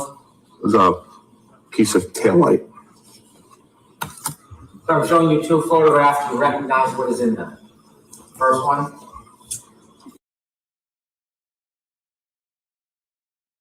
Yeah. So, first piece of taillight was found 7 minutes after the Sally Port door closed. We could even give her, let's say, 9 minutes from when her vehicle was taken off of the tow truck. But to get in that weather, first of all, to break the taillight apart, Right. put it into whatever you're going to be carrying, get into your vehicle in that weather, get all the way to 34 Fairview, dig down to street level in the snow to plant the taillight. 9 minutes. We'll give them 9 minutes. You're saying all of that happened in 9 minutes. In a Sally Port with a motion activated camera. Right. Makes sense. It's impossible. It's totally impossible. And then I included this because, this is John's hat, but this was a great picture showing what ground level actually looks like. So you see how deep they had to dig. Yeah, it's feet. Yeah. And that's where that taillight would have had to have been planted. Right. Yeah, there's no way. That didn't happen. In front of all of those people. Yeah, there's no way. It's a fantasy. It's a Karen fantasy. Yeah. Yeah, so you have video at the one location and the media and all of these people, a huge team of people at the other location, and somehow it's all coordinated. Mm-hmm. Yep. And then Julie, you want to talk about this? Yeah, so this was the Gretchen Voss interview, the first one. And so Jackson and Yannetti and Karen are trying to convince her that what proves that the taillight was planted is the timeline. And so if you recall, Proctor had an error with the time that he took possession of the vehicle. So it was like about an hour off. So I think they said 78 minutes. And so that's what they used to say that it had been planted, because it gave them a window of 78 minutes, right? Because we didn't have this other evidence yet. We didn't know exactly when the SUV got there. But Yannetti says in this interview, if he didn't alter that time, then she's guilty, because they allegedly find pieces of taillight at a certain time. So then when we see the actual timeline, we know that what David Yannetti is saying is correct. She's guilty. Yep. Way to go, David. Yeah. Yep. We should remind him of this. Yeah, believe I think we Yannetti. should daily remind him of this. Let's do it. I'm in. Yeah. He seems to be spending a lot of time on Twitter He recently, does. so I think Yeah. he would definitely see it. So You know what's interesting is she told Aiden Carney in their text messages that she knew that Proctor was the quote unquote conductor of the frame when she found the time discrepancy. However, she told Gretchen Voss that she discovered that Proctor was the one framing her when she got the grand jury comments from the Crans. So which Oh. one is it, Karen? Yep. Well, which one sounds better? That's which one she thinks it is. Right. Yeah, or depending on who she's talking to or what she's trying to convince someone on. It's just like Free Karen Reed. The story changes, the narrative changes to fit whatever they need it to fit. Or it's when she amazing how gets more discovery, she molds it, molds the theory to whatever the new discovery is. Yeah, and she had everyone's phones before anybody else did, right? So Right. she had Yeah. her phone, I believe that was February. She had everybody's phones, including John's, so she could go through everybody's phones and make up Yeah. stories. Yep. But God forbid anyone gets her phone. Yeah. Yeah. But what is amazing to me is how unreliable Karen is. She often contradicts herself. She goes back, she changes details, and no one calls her on it. Ever. I mean, we do, but no one that Right. believes her calls her on it, points Right. it out. Yep.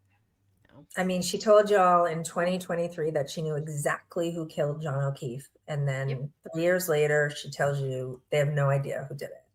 Yeah, and she knew who put his body on the lawn. And Yes. she had a Yep. confidential She knew who informant. put the She had body all on the these lawn. things.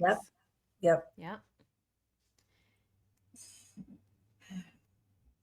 So only Karen's taillight was found embedded in John O'Keefe's clothing, and we have quite a, I think, three people that testified to this. I also performed an additional scraping and swabbing of the unstained area of the sweatshirt for any potential skin cell recovery. In addition, I performed a debris collection from the sweatshirt. I want to stop you there. I want you to explain to us in some detail, what is a debris collection and how do you undergo a debris collection? After I've completed all the testing that I'm going to do on the item, I remove any large items that may be present on the item, such as apparent hairs or fibers, anything that I can pick off, I can visibly see with a pair of tweezers. Once that is done, I will do I did a general debris collection where I took a large metal spatula-shaped object and scraped the clothing, or in this particular case, the sweatshirt. And any debris that came off the sweatshirt was put into a glassine fold and preserved. Before you tried to scrape off any debris that was on the sweatshirt, could you, to your own eye, see any debris in the sweatshirt? May I check my notes? Yes.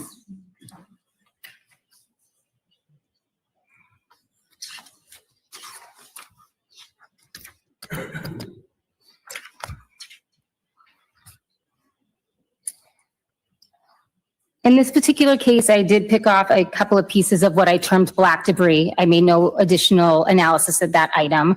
I packaged that separately, and then the scrapings themselves, I did not make any observations of anything contained in those scrapings. So there was nothing of note that I could have put in my notes to further classify them. When you do the scraping, is there a table or a desk that you would see small pieces or difficult pieces? How do you contain what you're scraping from an item? I lay out a piece of glassine paper, which is approximately 6 inches by 6 inches, and I scrape the debris into that glassine, and then I fold it up and put it in an additional envelope to prevent anything from falling out. So if there's any debris, you would fold it in the glassine and then put that in a separate envelope? Yes, that's correct. And did you continue to study and scrape the other pieces of clothing? Yes, I performed that same type of scraping on the orange t-shirt. That scraping was combined with the scrapings from the sweatshirt. I performed the same scraping on the jeans as well as the boxer shorts. In that scraping process, did you acquire debris? Yes, there was some visible debris. How small were the pieces? I did not make any measurements of it. Why not? That's done by a different analysis unit, so I didn't do any type of analysis on that debris.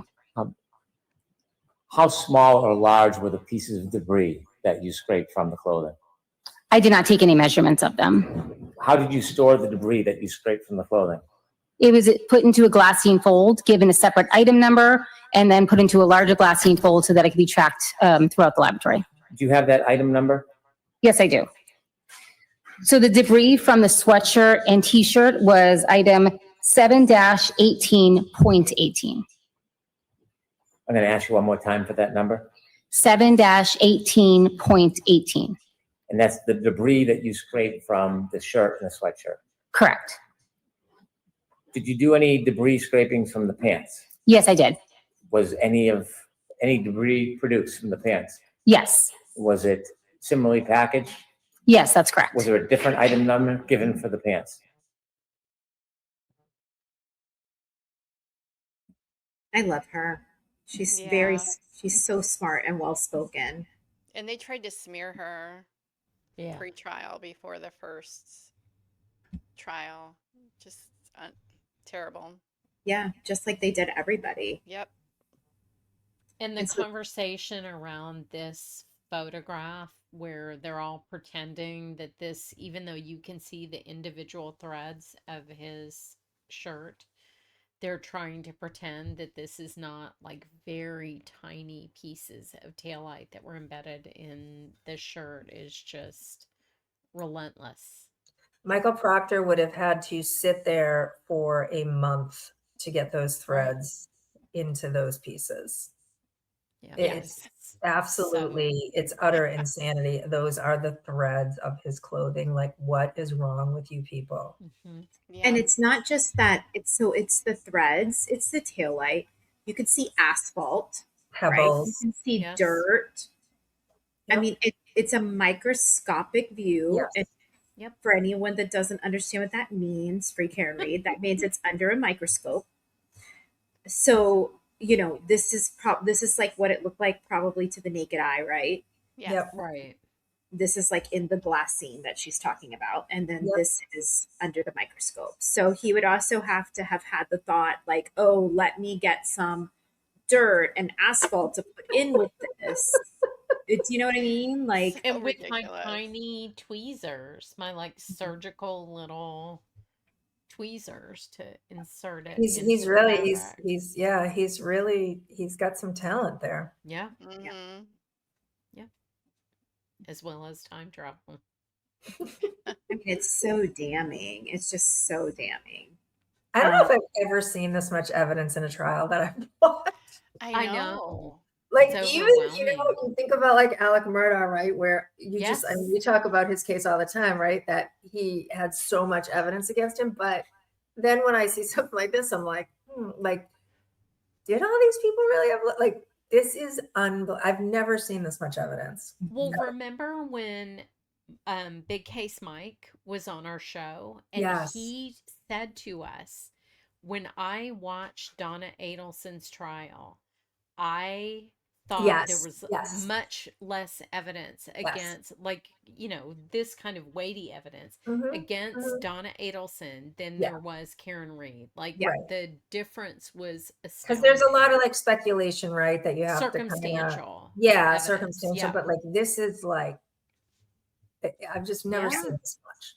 Well, if you think about it, a lot of cases nowadays are more circumstantial than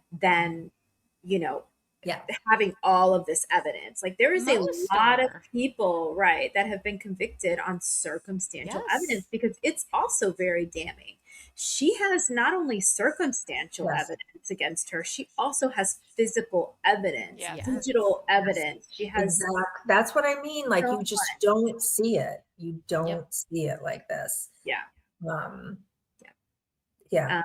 And I apologize to whoever created this. This is something I've had saved for a while. Like a lot of this stuff I pulled that I just have saved. Like that's really good. Trial one, and I never know when we would have a show where I would want to give credit to people. So I apologize. But if anyone knows, just message us and we'll put it in the notes. Yeah, we can add it. But yeah, I mean, this is that one right there is. I mean, Proctor really got into that one. I'd like to go to a sewing class. He really like that must have taken some time. That took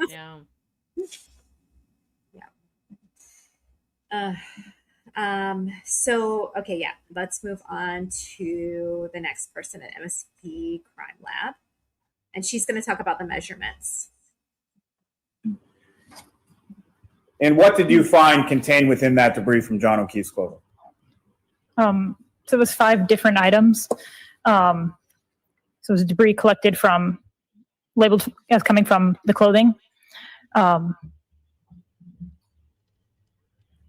was mostly debris, some apparent fibers. Are there any pieces of apparent plastic contained within the debris? Yes. Was there dirt contained within the debris? Yes. And that debris was labeled as an item 17-18.18. Is that correct? I believe so.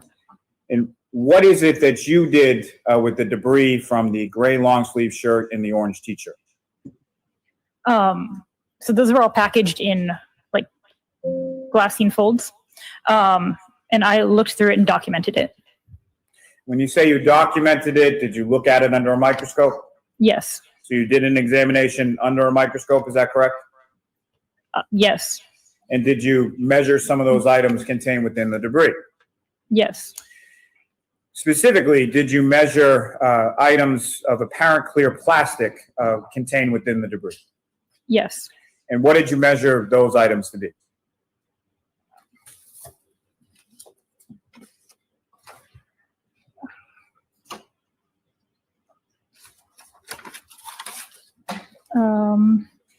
The piece of clear apparent plastic was approximately 1/8 inch by 1/16 inch.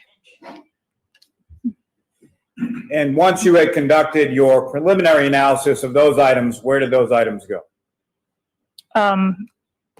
I did no further examination on this myself. Christina Hanley might have examined some of these further. Thank you. I have nothing further.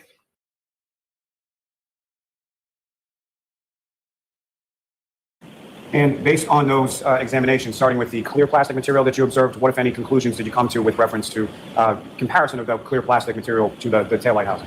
So the clear plastic from item 7-18.18 was found to be consistent in color and instrumental properties with the examined portion of the clear plastic from the taillight. So accordingly, the clear plastic from 7-18.18 could have originated from the clear plastic from item 3-1 taillight or from another source with the same characteristics. Now, similarly, with from your examination of the red pieces of plastic in the taillight versus the red pieces of plastic contained within the debris, what, if any, conclusion were you come from your examination of comparison of those items? Sure. So the examined portions of the red plastic from item 7-18.18 was found to be consistent in color, microscopic appearance, instrumental properties with the examined portions of the red plastic from the taillight item 3-1. So accordingly, the red plastic from 7-18.18 could have originated from the red plastic from item 3-1, the taillight, or from another source with the same characteristics.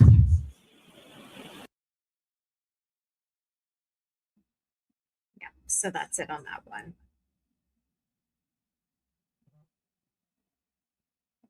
Did you guys see in the first video that you showed that Bill Reed had his babysitter with him? Saw that. The court officer that had to Yep. sit next to him because he was, making, I think he was staring at the jury or something. Yeah. But he had to have a babysitter for the rest of the trial. Yeah. But they want you all to Only believe that it was the other side that was doing that because, that's their projection. But no one else needed a babysitter. No, only Karen's dad. Yeah. The Karen's dad. I was watching one of the pretrial hearings the other day and looking for something, and I saw her, and I was like, "Oh, look, it's Bill Reed's babysitter." Yes, she was so cute. She was Yeah, so she was cute. I great. love her. Yeah, I love her. Poor thing. What a job. We saw I saw Joe Krowski Senior too. Yeah. I love him. Yep. Yeah. I mean, can you imagine sit next to this old man that should know how to behave himself but doesn't, and make sure he behaves, please? Right. Ridiculous. Shout out to all the bailiffs. Yeah. Yeah. But yeah, I mean, so we just followed it through basically MSP Crime Lab. Like we saw the scrapings, we got the measurements, and then that yes, it was a match to, Karen Reed's taillight or another one of the same physical, they love that. Right. Or oh well, okay, it could have been someone else's taillight. It was someone else's Lexus's taillight, right? Yeah. Okay. Yeah. Right. I mean, they have to say that. And I will say the Yeah, they do. presentation of some of that could seem kind of overwhelming, right? During the trial, where it's like this, piece A, piece B, piece C, or whatever. But the summary is it was her taillight, or it was something that was absolutely identical to her taillight. So it's sort of like DNA. Right. I feel like in the second trial, they did a little bit of a better job to just be like, okay, this matched, like I felt like that explanation she just gave. I remember in the first trial at the end, I was like, the jury players, like, I have no idea what you're talking about. Yeah. No, it was confusing. Yeah. Obviously, 9 people voted guilty, so they understood. They were smart, right? That jury was smart. That jury in the first trial, they had a lot of scientists on it, a lot of engineers. Right. But it was a little like, even I remember I watched it and I was like, I don't even know what she's talking about right now. But, it was a little. It was a lot. Yeah, it was a lot. Yeah. Yep. All right. So only Karen had John O'Keefe's hair on the back of her SUV.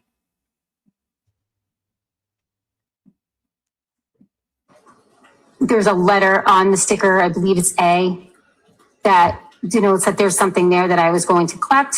And right next to that sticker here is the apparent hair that I noticed. With reference to the consistency of the hair sample versus Mr. O'Keefe's sample in that MPOP database. With 95% confidence, at least 99.895% of the population can be excluded as being a source of a hair sample. You made reference in your testimony a moment before about a confidence interval. What is that? Yeah, so whenever we obtain statistical data, we use a confidence interval or upper limit frequency. This is just like a range where the true value of said profile is, but we generally want to report like a conservative end to avoid any false inclusions. So it's at least 99.895% that the majority of the population can be excluded, but it could be higher, but at the lower end, it would be at least 99.895%. And what confidence interval in your conclusion does this consistency between the hair sample profile from the rear quarter panel of the defendant's vehicle have to Mr. O'Keefe's mitochondrial DNA profile? So it's the 95% confidence, 99.985% of the population. So the majority of the population could be excluded. However, with John O'Keefe and his maternal relatives, they could not. Thank you, sir. I have nothing further on. So I just want to say something. Sitting behind everybody in the back row is James Jackson, who is from the JFK show. I don't know what the name of it is. There he is, right there. And they just did a show. I actually don't know if they just did it or if someone just put the clip out of it. I have no idea. It was with Mike Crawford. And so I don't know if it was recent or if it's an old clip. I have no idea. But he literally admitted that the team sent him and JFK. So these are two content creators. That's all they are. They have nothing to do with the law, nothing to do with Karen Read, nothing to do with this case. Just two content creators. And they have something to do with the law, but they're on the other side of the law. Yep. So these two men who, God knows, you know, what kind of men they're, whatever. The team, they said, called them and told them to get to the courthouse because they thought Brian Higgins might be testifying on this particular day. They weren't sure if they were going to call him or not, because they had made that absurd waterfall video that clearly someone told them to make and talk about every single night for 2 years, about Brian Higgins, you know, supposedly luring John O'Keefe to 34 Fairview. And so they wanted them in the courtroom to intimidate these people. He said he was also there for Jen McCabe's testimony. I mean, they are this defense team and their, you know, team, whatever, whoever the team is. I'm sure it's the person sitting next to him that was part of the team that called him to come here. They literally just recruited these people and had them come when they wanted them to, and were there to intimidate people. And it is, I mean, after reading that Boston Magazine article, I just cannot believe what these people have gotten away with. I truly can't. Yeah. It's disgusting. It's and remember what is going on? Remember, they claimed that Higgins and Brian Albert and the others that were there for closing during the first trial were brought in to intimidate the jurors. Right. Yes. So once again, it's a matter of projection, always projection. Yeah, Projection. it's projection. Yeah. Yep. I mean, I was And disgusted when I saw that clip. Disgusted. And nobody except us was talking about it. Like Nope. that side who's listening to it, right?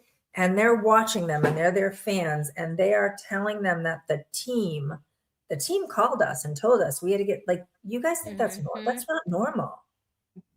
It's not normal. Well, you know who came up with the Higgins and Brian and the pinning and whatever they were doing? You know, that was Karen, and she gave it to Aiden very, very early on. Yes. It's in those April texts with the intermediary. So that was Karen. Yep.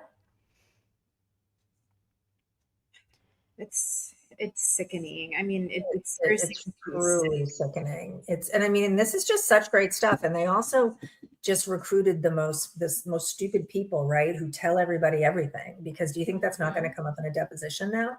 Right. I mean, about them, you know, do you think that's like, it's just, they just picked people they knew nothing about, and just, who are now just telling everything and spilling everything because they're not smart enough to keep their mouth shut. Yep. He's telling them everything. Exactly.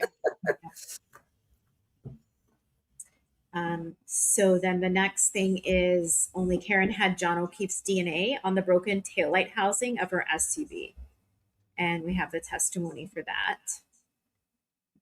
The extract that you received as far as EO2, from the passenger side taillight of the vehicle.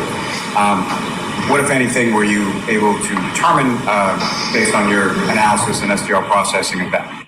Yeah, so we determined that it was consistent with a mixture of 3 individuals, including at least 1 male contributor. So in this case, when comparing the John O'Keefe profile, assuming a mixture of 3 individuals, it is at least 749 million times more likely to be observed if it originated from John O'Keefe and 2 unknown unrelated individuals than if from 3 unknown unrelated individuals.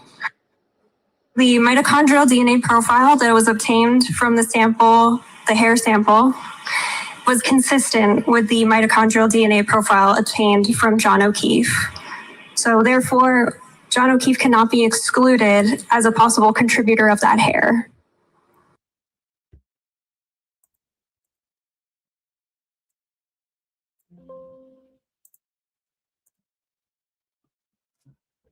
Yeah, so that's pretty damning.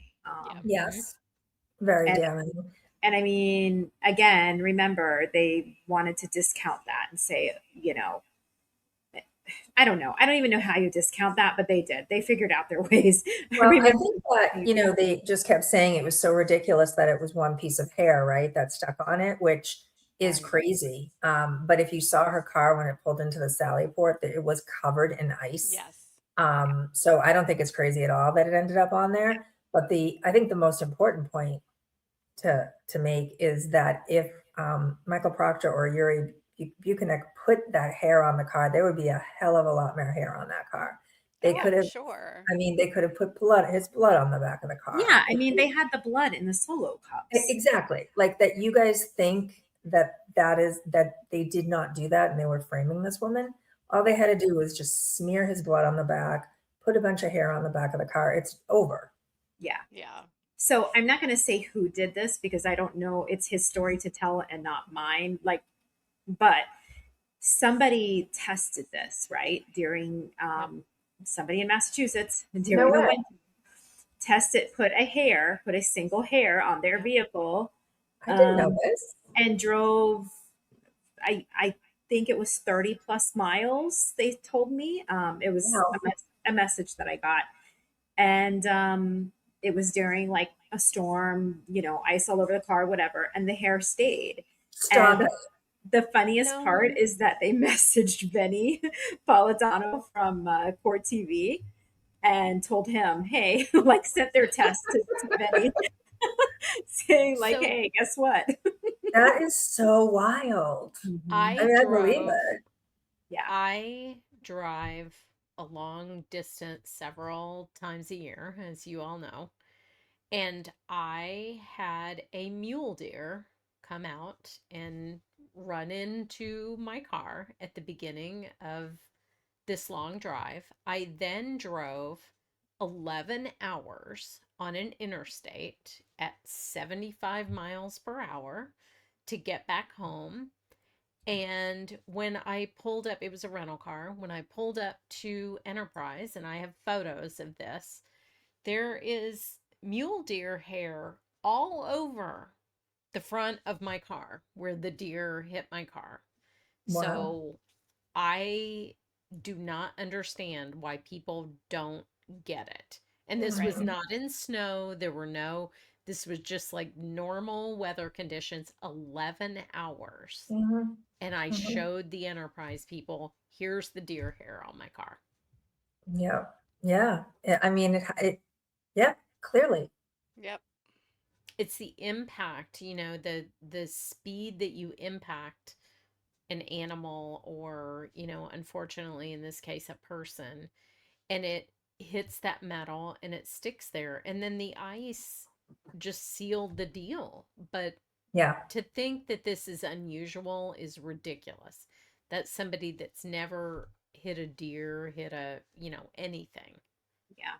Yeah. And it's just like all of the things that the witnesses could have said to frame her. Imagine what those two cops could have put on the back of her car. I mean, please just think about that for a second. If you really think these men framed her, please. Yeah. They had him in the emergency room. They had the red Solo cups with the blood in it. I can't even imagine what they could have put on the back of that car. It's absurd. Yeah. So we're going to go through these. What I'll probably do is just go through each one of them until we get to the end rather than talking about each one. Yeah, for sure. So first one is only Karen told firefighter Flamati, I hit him. Oh my God, I hit him at the scene.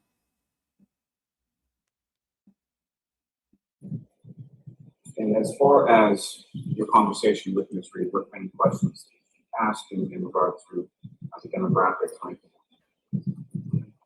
So do you have any information of who this is? How are they here? Try to get any type of information we could from her at that time, but with no luck. When you say with no luck, what if anything, what kind of response did you receive from Ms. Reed in regards to your question? So the only response that I was personally given was just, I hit him. Oh my God, I hit him. And When she's saying, I hit him, oh my God, how loudly is she? So she was within 2 feet of me, but very loud. Any type of follow-up questioning, did you hit him with your hand? Did you kick him? What happened? She just repeated the phrase over and over again, I hit him, I hit him. And then, so next we have Nuttall. Only Karen told firefighter Nuttall, I hit him, I hit him, I hit him at the scene. As you were nailing, I want you to take us to that moment. As you're nailing, trying to help Mr. O'Keefe, did you have a chance at any point to look up? I did. And when you looked up, when you were trying to help Mr. O'Keefe, can you tell us who you saw? I saw a middle-aged middle-aged female with blood on her face. And I, real quick, as I was in the process of providing ventilations, I said, do you know this person? The person that you looked up and saw that was standing over you with blood on her face, do you recognize that person in this courtroom? Yes, sir. With the court's permission, sir, could you point out that person that you looked up and saw? In between Mr. Jackson or next to Mr. Jackson. And when you looked up and saw that person and asked about any background, what did she say to you? I hit him, I hit him, I hit him. How clearly do you remember her words saying to you, I hit him, I hit him, I hit him? I remember it very distinctly. The closest I must have said was, did I hit him? I know I said I hit him, but did I really say this many times as law enforcement's claiming I said it? And so then we have firefighter Whitley. And so this is a little different. I put her clip there because she's asking him pretty much what sounds like what Jen McCabe says she asked, right? If someone can survive in the snow without a jacket for many hours. Well, she said that he had been out in the snow with no jacket on for many hours.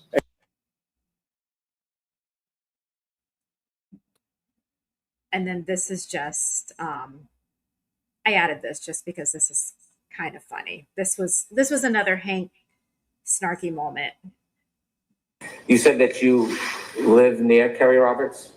I do. You've been to a block party for the kids where you brought the fire engine down? I do. I'm going to allow it. When you're at that block party, do you ever step out and have secret meetings with Kerry Roberts trying to corroborate some conspiracy on their behalf? No. I'm going to allow it. No. Put your career on the line? Objection. No further questions. Yannetti could not stay in his seat. I mean, because that puts it all into perspective, right? Right. I mean, it really It's does. ridiculous. It really does put it all into perspective. Yeah. Were you hopping out of the fire truck? Yes. Secret You're putting meeting. your whole career on the line, just, Insane. frame Harry Reid. Yeah. And then we have Katie McLaughlin, and there's two things with her. We'll hear her testimony first, and then I'll pull up the other thing.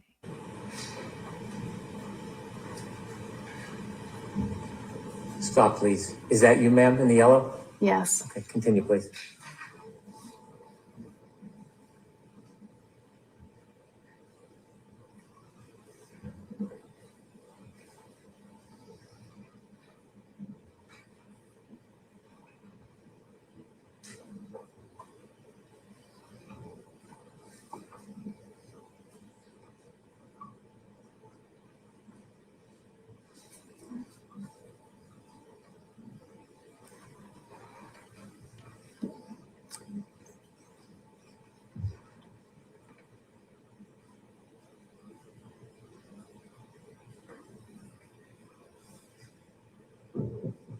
Stop, please. Do you see yourself on that screen? Yes. What color jacket? The red and yellow. And who's to your left? Miss Reed.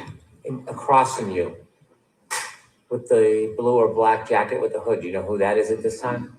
Miss McCabe. And you didn't know her at the time? No. You see the officer that's turned away from you? Yes. Do you know who he's speaking to? No. Do you know the exact moment that the defendant told you, I hit him, I hit him, I hit him? I think it was just prior to that. Continue.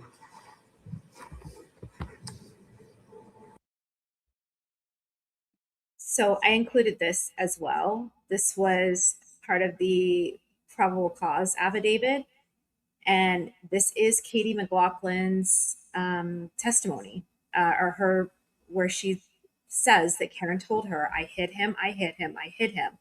The date is February 2nd, 2022. She was interviewed January 30th, so the very next day. Yeah. They like to say no one was interviewed for months. Right. But this literally was read at her probable cause here, or at her hearing on the 2nd, where she was formally charged and all of that. So basically what they're trying to say is by January 30th, Katie McLaughlin already knew she needed to say, Karen told me I hit him, I hit him, I hit him.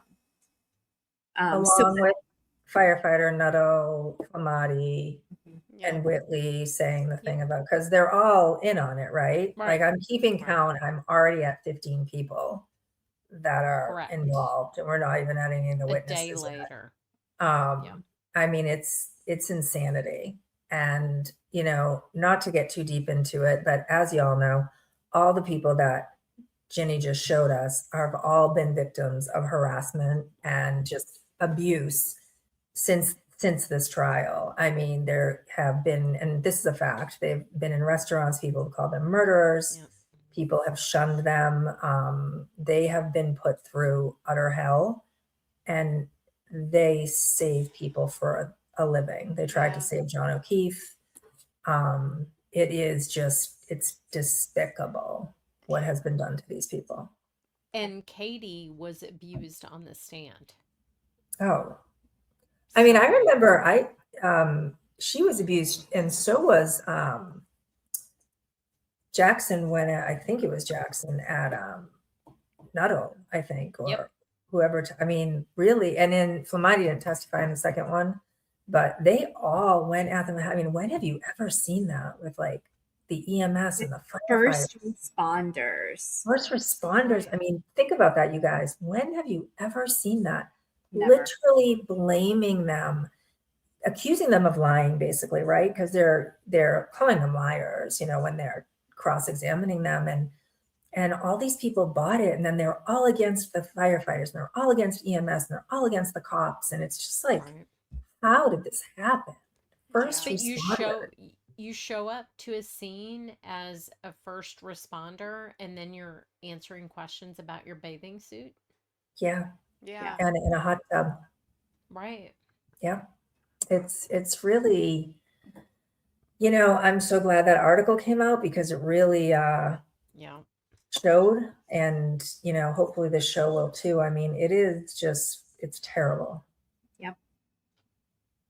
And then we have her telling firefighter Becker that she was sad because the last time she talked to John, they had a fight. Mm-hmm. At other times, did you speak directly to Miss Reed? I have. Can you describe her demeanor or temperament? Initially, she was agitated because she didn't feel like she needed to go to the hospital. She said the statement she made, she didn't mean. She just kind of said in jest because of the events that she went through. So she, but then there'd be periods of which she'd be calm, and it would fluctuate. She would have like pressured speech, repetitive, but all in all, she was cooperative. At some point, did you have a chance to speak to her directly about her mood? About her mood? About her mood. I don't know if I understand the question. Okay. Did she say anything to you about her last interaction with what she referred to as her husband? Objection. Sustained. Did she make any statements to you when you were giving her treatment or speaking to her about her husband? Objection. I'll allow that. It came in. So one of the reasons why she was saying suicidal stuff is because the last conversation she had with her husband at the time was an argument. I didn't feel like it was my role to really find out the details on what was said. But that's what she said to me. That the last thing she said to him was an argument? Yep. Sustained. Did she tell you what the argument was about? She did not.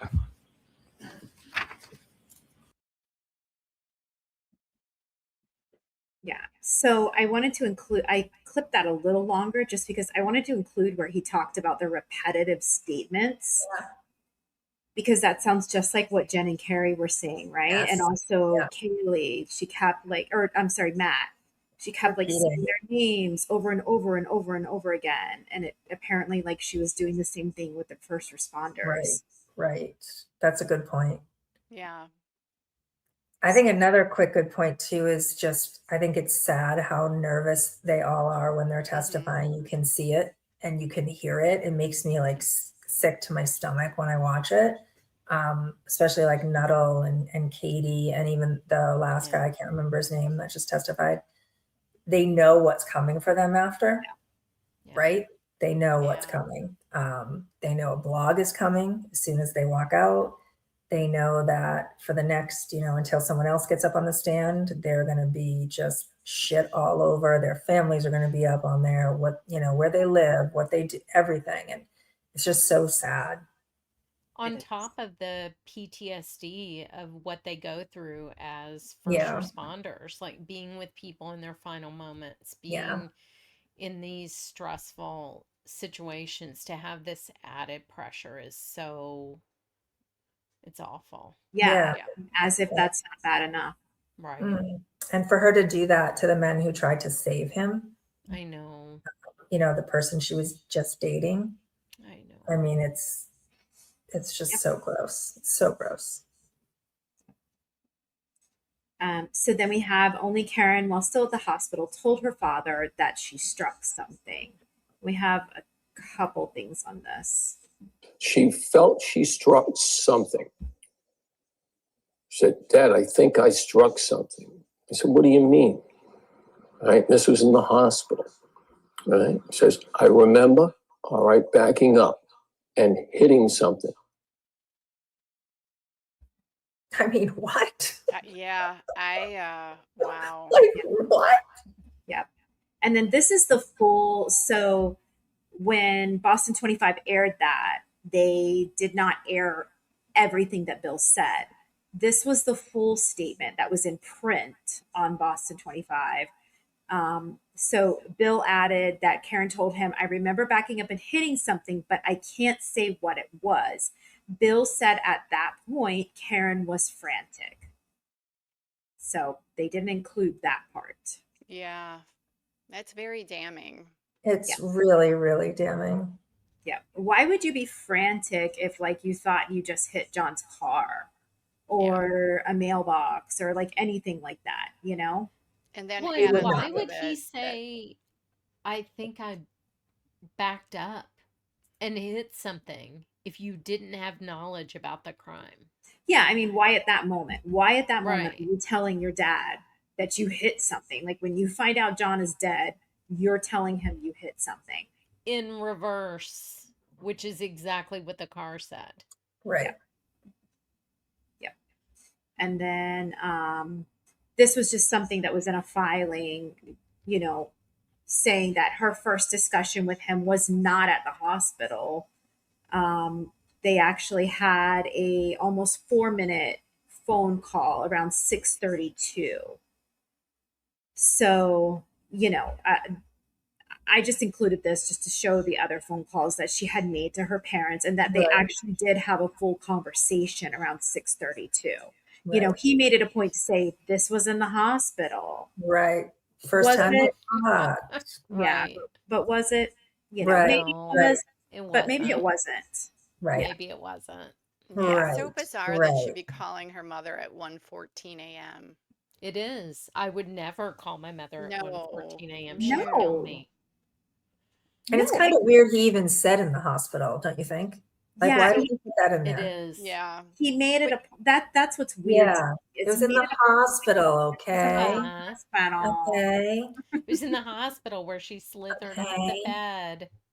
Yeah. Yeah. Yeah, so we don't believe you. And you know, Karen's mother was not there because Karen's mother had cancer. So Did you she? got this Right. woman who has colon cancer, Yep. and her drunk 40-something-year-old daughter is calling her at 1:14 a.m. That is very bizarre. Yeah. Oh, I didn't know that. Is she She okay now? I think she's okay, but Oh, that's Nathan great. had mentioned something about that Mhm. on one of the interviews he did after she was acquitted. Okay. So, which Yeah. makes it even, I mean, I would hate to think that you guys have had sick parents, but we've all had a sick parent. Sure. Right. You're not calling them at No. 1:14 in the morning. Absolutely not. Because you had a drunken fight with your boyfriend. Yeah, and stressing them the heck out, especially when they're sick. No way. Absolutely not. No. You are only No. calling them if something like you hit your boyfriend with your car Correct. happened. Right. Yeah. You are in really big trouble, or Yes. someone is really injured. Yes, or you're in jail. Yeah. Yep. Yeah. Yeah. So the next thing is only Karen went to John's house right after his death, only to immediately disappear upstairs for 15 minutes and leave in the middle of a blizzard right after John died, offering no condolences or comfort to his family. And I think with this that I've included more of Kaylee's testimony. And then I think I have Mrs. O'Keefe as well. I don't know. Do we want to do someone read the question and answer? Sure. Okay. You want me to? I can read the question. You can read the answer, Yep. Lydia. Okay. That's fine. And did the defendant arrive to your home during the afternoon of January 29th? I don't remember. In the afternoon. I don't remember what time, but yes, she does come back. And do you recall who arrived with her? I think her father and brother. And had you met the defendant's family before? Yes. And approximately how long did the defendant stay at your home? Not very long. Do you recall where she went in the house? I wasn't really like present. I was kind of isolated myself in my room, so I didn't see. So if the defendant was there for a short period of time, I'm assuming at some point she left. Yes. And prior to leaving, what did the defendant do?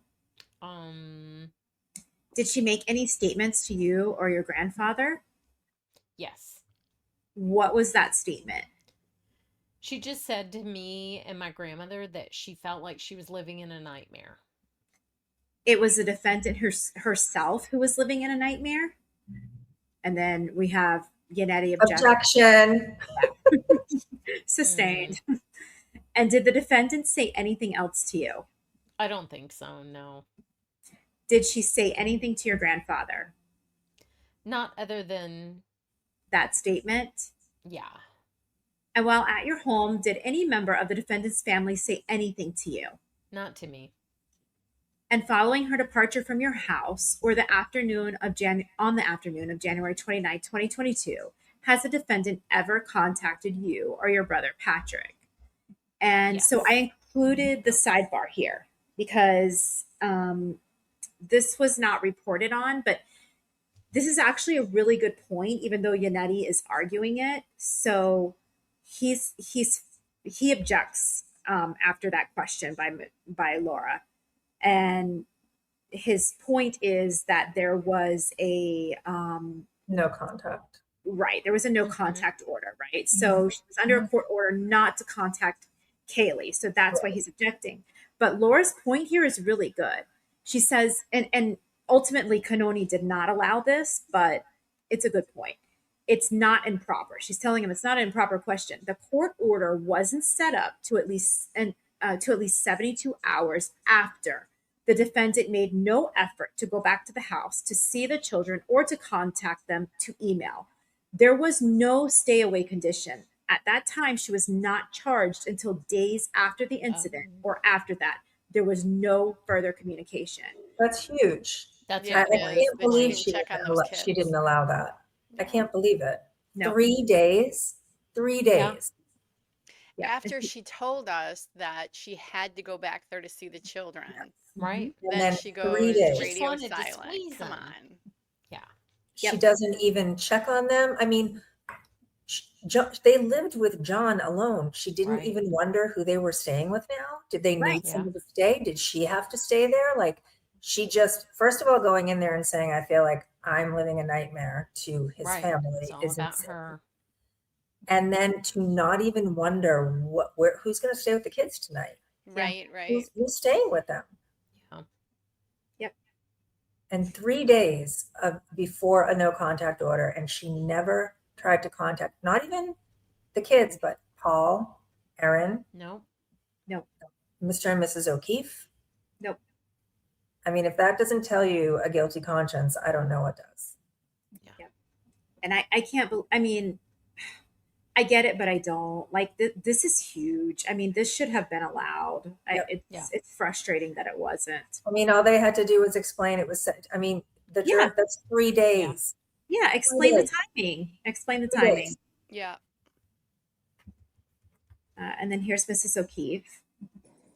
That morning, when the defendant and her father came into your home, did you personally interact with the defendant? No. Was there any hugs, condolences? No.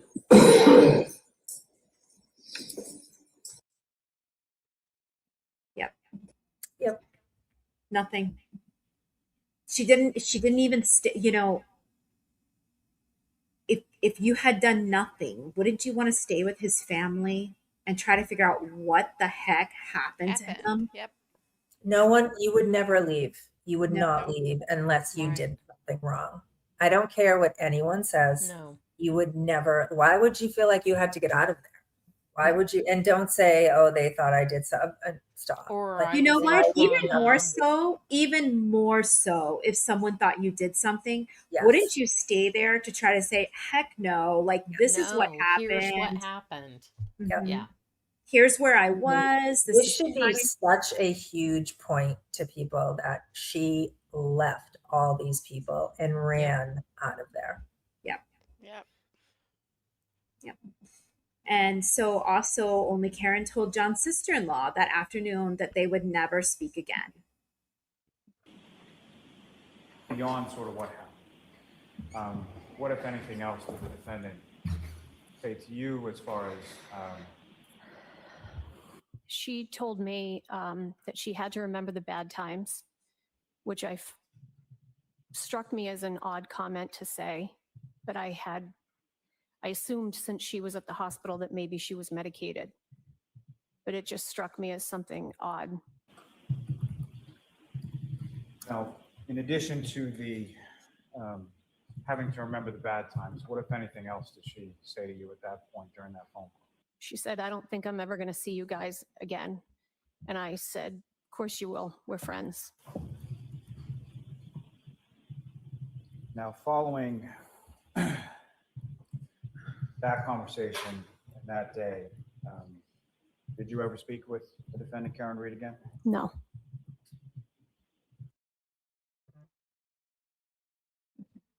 Yeah. So, I mean, why would that be your thought that you're never going to see them again if you So didn't do anything? that's another reason that I feel like I never really thought this until we did we're doing the show, that she maybe was gonna, admit that she did it, right? Because I feel like maybe that's why she said that to her, like, I'm never gonna see you again. Why else would you say that?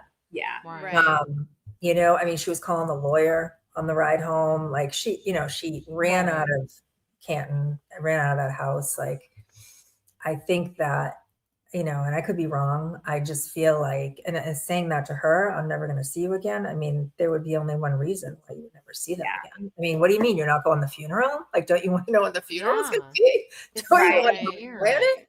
Like, what? I mean, she didn't even, like, imagine, think about that. It's her boyfriend. She's not even asking her, hey, can you let me know when the services are? Like, what? But where does we have to remember the bad times come from? What does that even mean? I'm so confused. One of about her, that she just says the statement. weirdest freaking things She all the does. time. So She really weird. does. She says the weirdest things. Yeah. But yeah, I wish Lally asked her that. Did she ask about, when the services would be? I mean, there was no contact order in right now. This is, 20 minutes later. Mm-hmm. That's Yeah, and you can crazy. see Erin's regret on her face when she's recounting that she said, "No, you're a friend." I know, that And was you can sad. just like see it. It was so sad. Yeah. Yeah. So also only Karen confirmed all of the witnesses' statements when she told MSP that she never saw John go into 34 Fairview. One, she provided us with the fact that she dropped him off and never saw him go in the house. She was asked to provide details about her leaving. She stated that she made a 3-point turn and left. Anything else other than the people that you talked about previously come into your house? No. And specifically, John O'Keefe or Karen Reed that you saw at the bar earlier that night, at any point in time on the evening of the 28th or the early morning of the 29th, did either of those people come into your house? No, they never came into my home. And John O'Keefe and Karen Reed never entered my house. JJ and your uncle Matt McCabe arrived at the house. Who, if anyone else, came by the house that you were aware of? No one. Well, let me ask it this way. So has anybody else following them actually physically come into the house? No one else came into the house after them, no. And at some point now, beyond the people that you just described, did anyone else come into your house, into your parents' house that evening while you were there? No. And specifically, Mr. O'Keefe and/or his significant other, Ms. Reed, at any point in time while you were there, did they come into your house? No, neither of them ever came into the home. And so, beyond the people that you'd already talked about being in that kitchen dining room area in that second group, did anybody else come into the house that night while you were there? No. And at the time on January 28, 2022, were you familiar with either a person named John O'Keefe or a person named Karen Reed? No. And at any point in time, not knowing them, did you see anybody else come into the house while you were there between that 12 to 12:15 and 1:45 minutes? No one else came in, no. Was the mood any different than it had been the entire night? No. Anything extraordinary or remarkable happen inside that house? No. After Julie went out and spoke to her brother and came back in the house, did anybody else come inside the house other than everybody who was already there celebrating Brian Jr.'s birthday? No. Did you ever see another man or woman you didn't know come into that house? No. So where were they supposedly, like, where were they at when everything that was happening with John was supposedly, happening? The up and down 3 flights of stairs, Yeah, the trip into the garage. I mean, there is no way that anything that happened in that house, if every single person is not involved, which is absolutely insane. And it's just when you watch that video and every single one of them, no, 2 young girls who are not going to lie for the Alberts and Brian Higgins. Right. I mean, it is absurd. Yep. Absolutely absurd. And so now we're going to move on to our favorite attorney that has been crashing the heck out on Twitter all week or all weekend. Only Karen's attorney stated that she had no criminal intent and that this was a terrible accident at her arraignment. My client has no criminal intent. She loved this man. She is devastated at what happened. And What did happen? She's devastated by the conspiracy? No criminal intent. What's going on, David? Yeah. I love how they tried to argue that too. Well, he didn't know at the time. No. Saying that she had no criminal intent. Right. You are saying that she did this, but she was not like it wasn't on purpose. She wasn't trying to kill him. After we know, thanks to her statements in the documentary, that he told her you might have some culpability. Yeah. I mean, this post was unbelievable. Now he tweeted not once, but twice. Okay, so this is February 2nd. We're going to have another tweet on February 3rd. And he's quoting this article. He's saying that it's an overreach, right? And that it's a horrible tragedy, but it's not a crime. It's not a manslaughter case, and that he's going to defend her, right? And this is one of the quotes in the article. which it's him. My client is relieved to be at home, but is distraught and devastated while continuing to mourn the loss of the man she loved. The notion that she would intentionally do anything to hurt him is ridiculous. I find it hard to believe that a DA's office would present this case to a grand jury as manslaughter. So that's tweet 1 on February 2nd. And now here's February 3rd, where he's quoting the Boston Globe. Good reporting.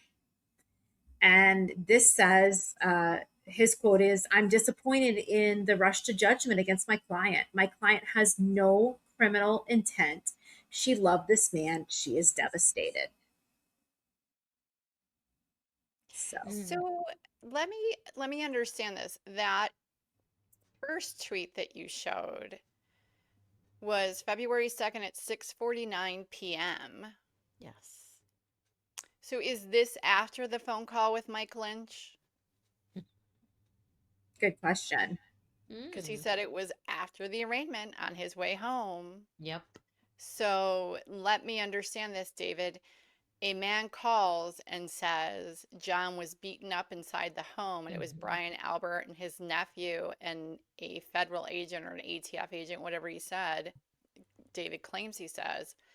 And then he tweeted this out. Right. Interesting. And then the next day, You should ask him that, Julie. He's still on it. He's still on it the next day. Yeah, this is very interesting. I think someone needs to point this out to David. Tag him, Julie. It'll mean more coming from you. Yeah. Well, I never realized that that tweet was right within, I mean, hours of when supposedly this invaluable tip had come to them and sent them in a different direction. Yeah. Sure didn't seem like in that tweet he was going in another direction, did it? Nope. And then we've got Colin. So only Karen made up a story about bad blood between John and a 17-year-old to try to frame the 17-year-old for murder. It's so sick. It's so sick. And this is a story Ginny will show you that she completely knew was not Colin Albert. Yes. Completely knew. Yep. So I included this. This was Gretchen Voss's original article, right, back in 2023. And basically this is Yannetti talking about that phone call, right, that you were just talking about, Julie. It says, given the new information, Yannetti and Reed say they began to believe that Reed was being framed. They hired a private investigator. Most people turned the gumshoe away, but Canton resident Tom Beatty, a friend of both O'Keefe and Reed, offered up a new tidbit. His daughter, who was friends with Brian Albert's nephew, Colin Albert, said that Colin had been at 34 Fairview Road the night John O'Keefe died. And then she tells the story. I included this for a reason, because as we go through the text messages, well, you'll see. She says that she's transported back to a night during the spring of 2020 when O'Keefe's home security alarm went off and he bolted out of bed. She followed him down the stairs and she remembered seeing Colin Albert and several teens in the front yard. Go F yourself, Reed remembered Colin yelling at O'Keefe. Get the F out of here, she recalled her boyfriend replied. The next morning, Reed says the couple awoke to a dozen empty Bud Light cans strewn in the bushes. The police were never called, but from then on, she says there was bad blood between Colin and O'Keefe. In fact, she now adds Colin was the only person with whom O'Keefe ever had issues. She is so evil. Yeah, she is. She's She an is evil so person. evil. She's diabolical. She knows Colin was not even there. Yep. And then Gretchen writes, you know, it's problematic because according to multiple people, this story is problematic for Karen because according to multiple people who knew O'Keefe and Colin and Canton, it doesn't seem there was any bad blood between them. And what's more, two sources claim the confrontation between O'Keefe and the boisterous beer drinking teens on his lawn that Reed recalled actually involved another teen entirely and not Colin at all. And everybody knows who the other teen is and that it was not Colin Albert. He was not even there that night. Yeah. And she knew that. She knew that. And then we have Chris testifying in the first trial. John O'Keefe complained to you about things that Colin was doing. Not correct.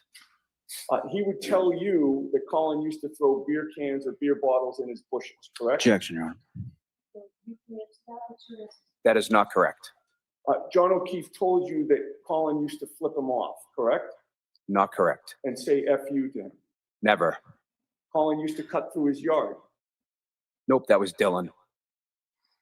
You knew that John didn't like people cutting through his yard, correct? No, I don't know that to be true. Okay. So is it your testimony that John O'Keefe invited kids to cut through his lawn all the time? I don't understand. Is that a question? It was a question. I guess let me withdraw that now. Such a jackass. How Chris stayed calm like that when you know they're lies, and he's trying to paint this picture with his questions. Yep. And I don't this is really silly, but I don't remember. I know Chris drinks Miller Lite, so does Colin even drink Bud Light? You know what I mean? I guess when you're that age, you'll drink anything, but true. But you can see his frustration there, right? He's like, I know this isn't true, and I'm having to listen to this. It's awful.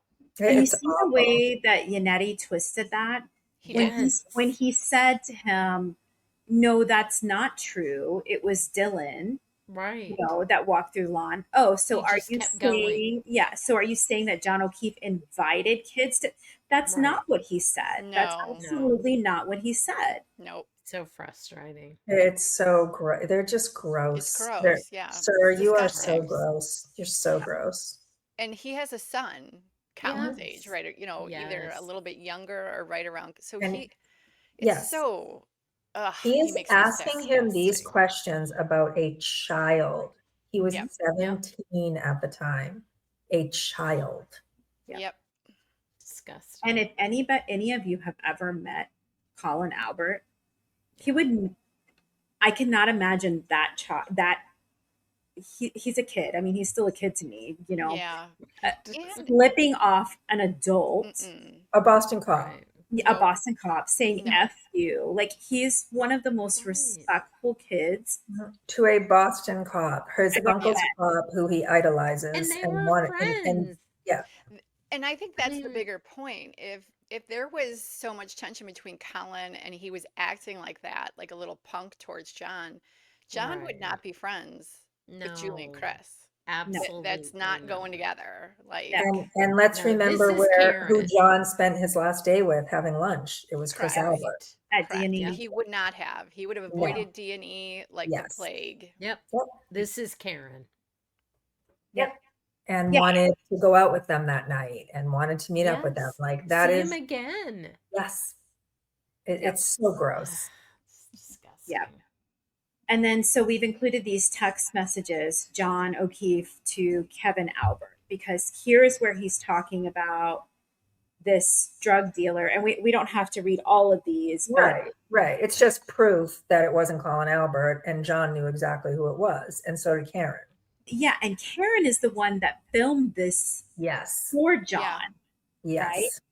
So he's giving the name here, and it's a white SUV. Car pulls up into the front of the house. Yep. And remember, that's where Karen says they all ran to the front of the house when Colin was at the front, like triggering the camera, right? So that's why I included that article, because you'll see the similarities here in the text messages. It's like, again, like she weaves partial truths into her lies. Yep. And this is another thing where you guys who support her should be so angry. She completely made that story up. I mean, you can see it. It's in text. They said the man's name. And he says here, and he has a brother. He's an idiot. Okay, I'm back in tomorrow. I'll make some passes. John says, thanks, man. Good eye on the plate. Sounds like it was right. Blah, blah, blah. I'm more concerned about this prick dealing over here. I just intercepted the latest drug transaction. Think I put the fear of God into the poor kid. Told him this is no longer his spot. Remember, she says she told Gretchen Voss, like, John told, I forget what she says John said to him, but basically like, F you, whatever, get out of here, or something like that. Yep. Says this kid is ballsy. He saw me and started to walk over, so I went in. Then he proceeded to sit in the back seat for 10 minutes, then just left. Again, you know, she told Gretchen that Colin flipped John off, said F you, right? Ballsy. Right. Yep. Yep. Just a completely made up story and just took it from this. It's just, it's so gross. Yeah. He saw me on the door and started and yelled, "What's up?" You know, John's this, and then this is the video that Karen took for John of the vehicle that was in the front yard. So. She is something else. No, it's so gross.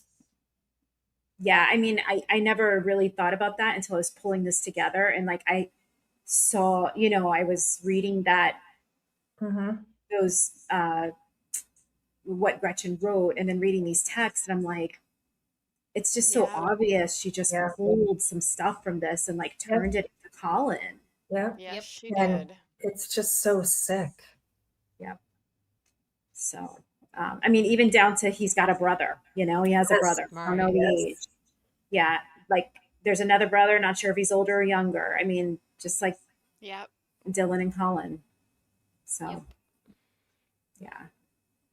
And then this is where this is actually what she was saying to Gretchen. Yeah.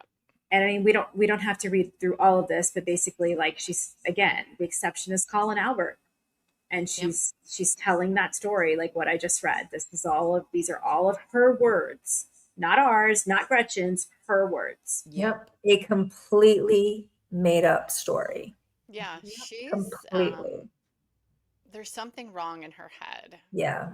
To be able to do that, like. Yep. She lives in this little fantasy she's constructed where she's the victim. Yep. It's crazy. And then here's when, after she had lunch with these people, or dinner, maybe it was, on the Greg Hill show. This was post-trial, right? Post-trial 1, I think. Yeah, right? it was. Yes.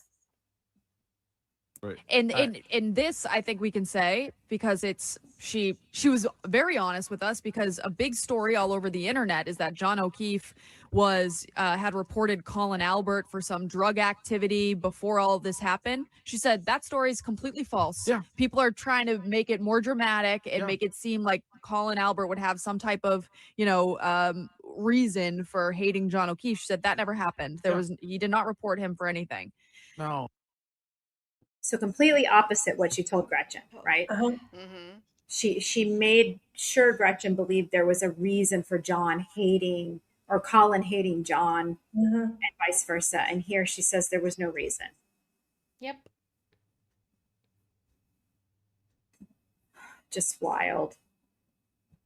So only Karen stated in a documentary, either I'm going down or you are, Jen. McCabes, it's me or her. Either I'm going down, Jen, or you are. I still can't believe she said that. I can't either. Like, why is anyone going down? Like, what are you talking about? What? Yeah. And contrary to what everyone's been told, actually, only Karen Reed is the one that deleted Google searches. So this was from Mass live updates from Trial 1.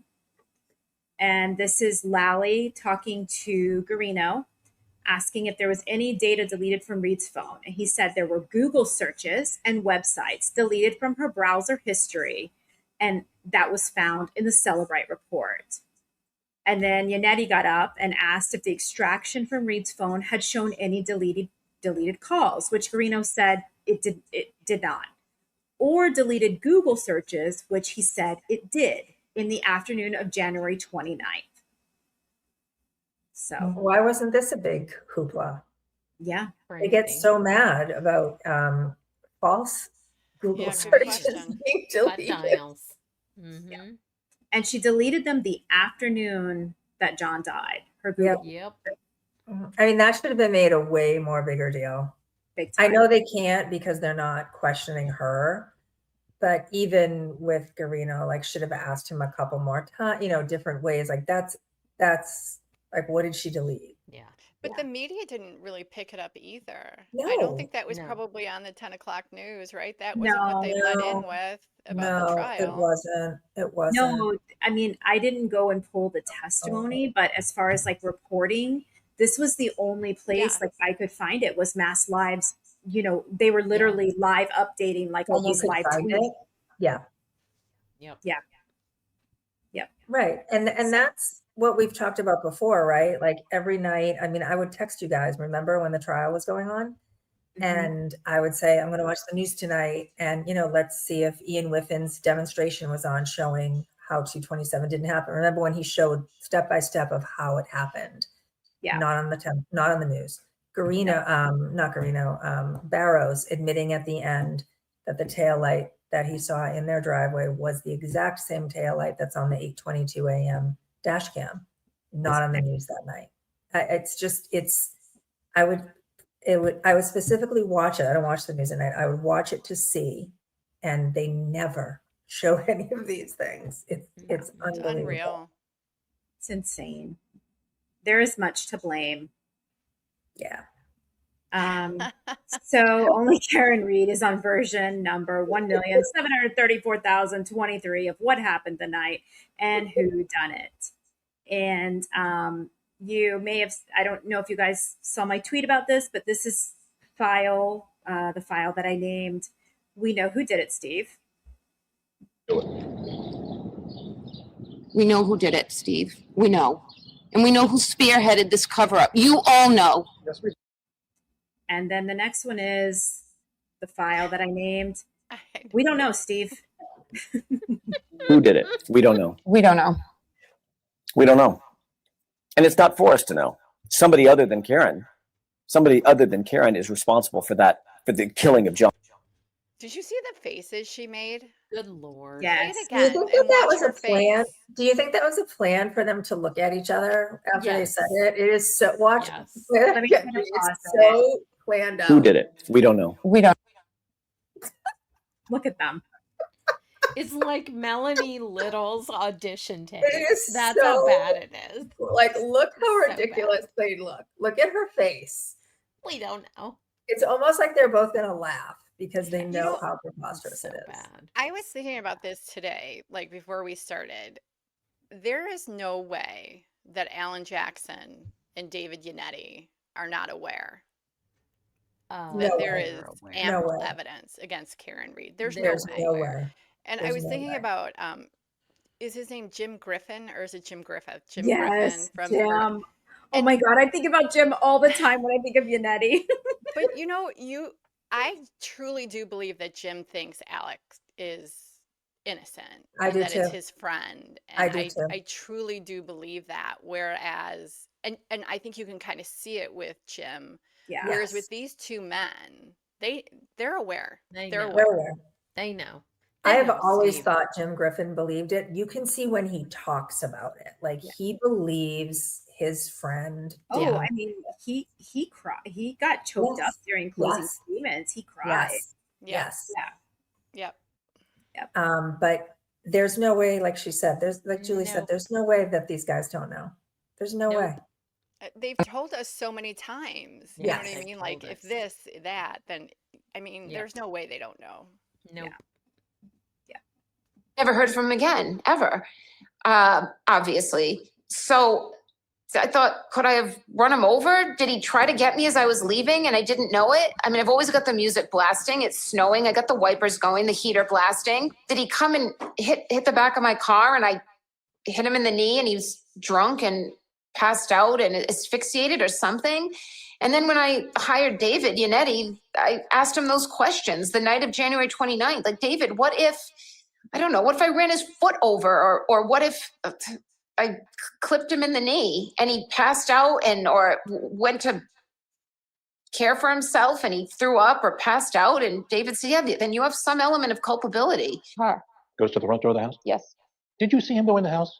Yeah, I saw him approach the front door. I see him open the door and put his head inside. At the foot of the driveway, it's snowing. John has no coat on. It's windy. So I drop him off. He goes up the driveway and approaches the side door. And as I see him approach the door, I look down at my phone. He walked up the driveway, and John always kind of skipped and walked at the same time. He was always in a rush. And I saw him reach the breezeway door, and I waited probably a minute, and he doesn't come. And it only took like 2 or 3 minutes for me to be irritated. So I called him. I didn't want to wait for him to respond to a text, and he didn't answer. I said, you've got to be kidding me. What are you doing? You just went in and I'm sitting here. Either we're welcome or we're not, but it shouldn't take you 5 minutes to determine that. And then about 10 minutes went by, and I left, and I was not happy.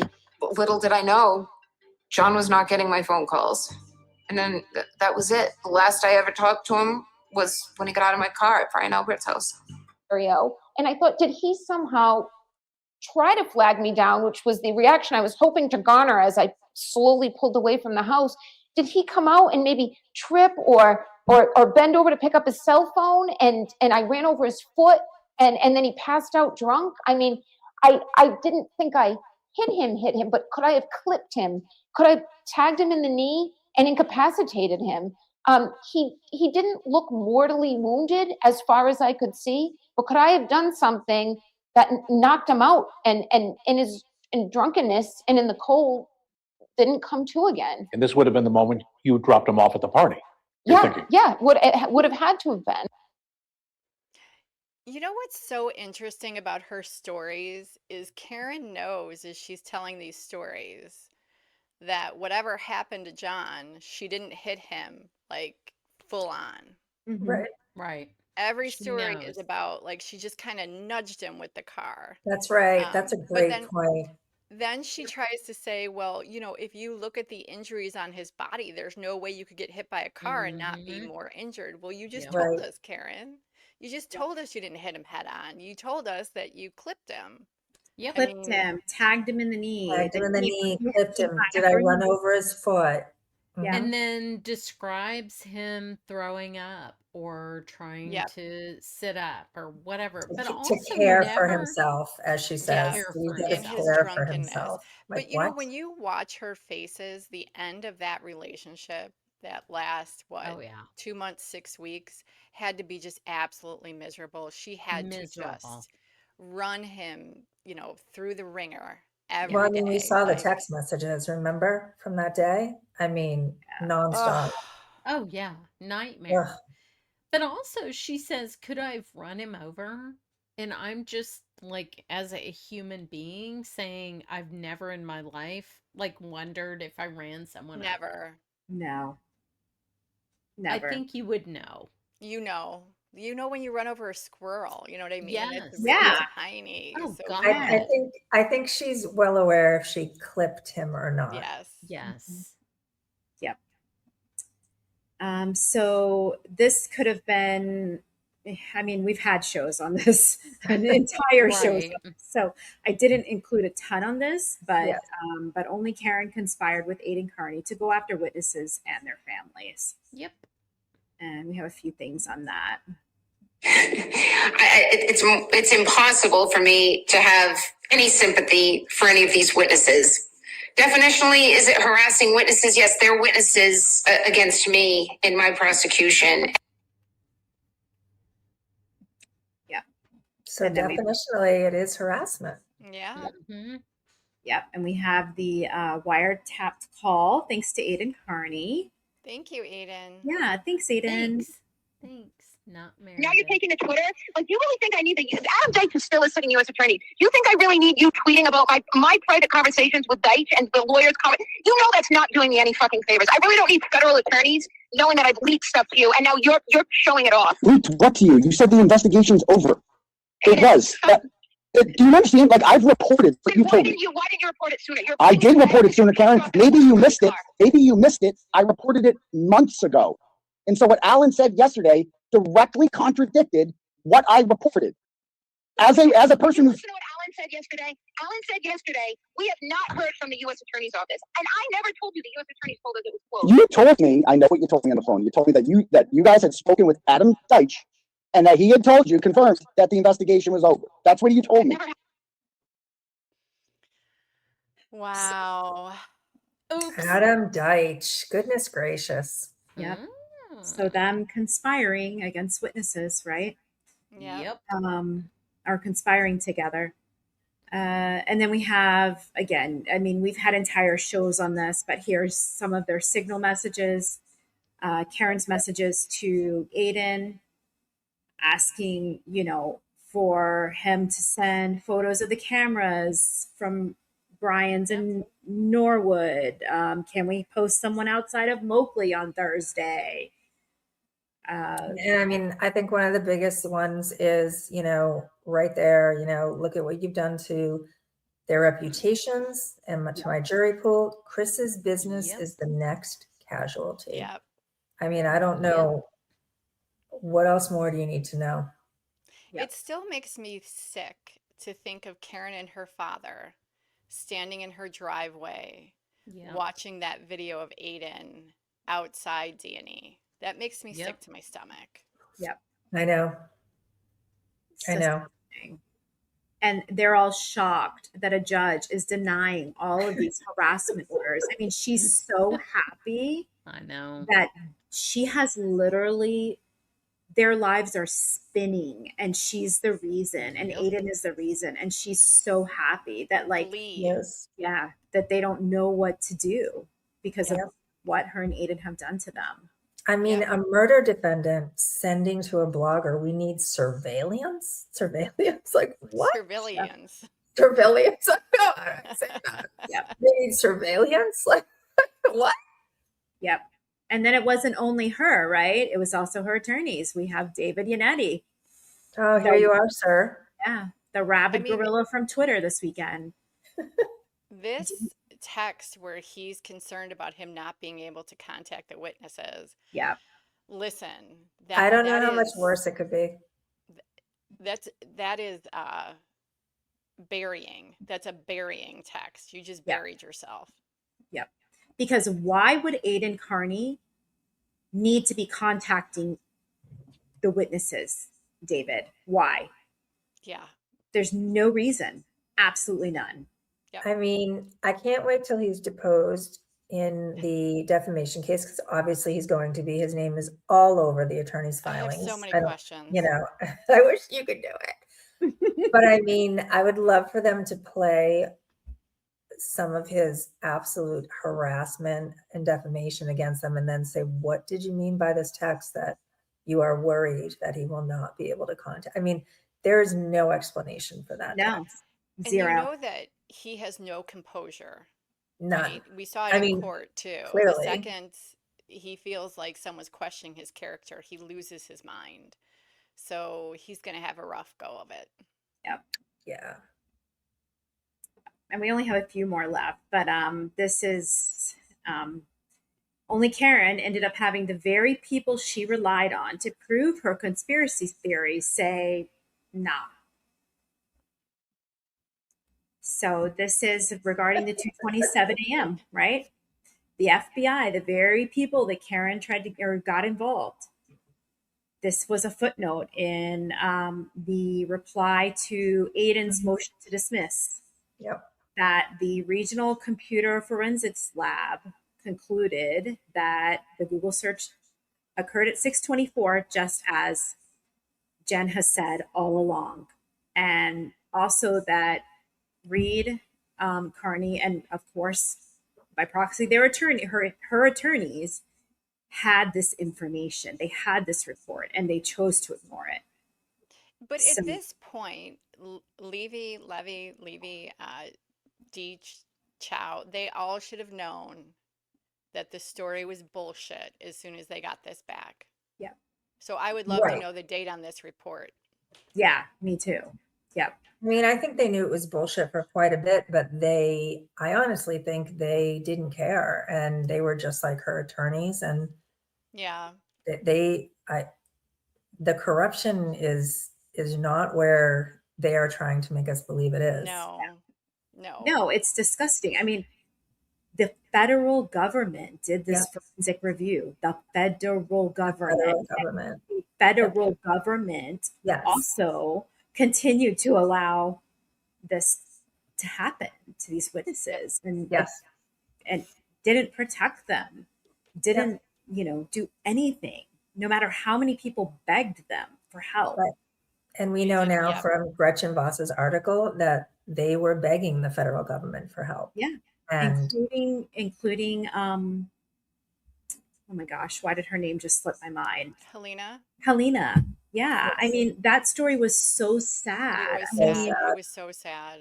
So she was going there on their behalf, begging for them, and they just because they were their witnesses. Yes.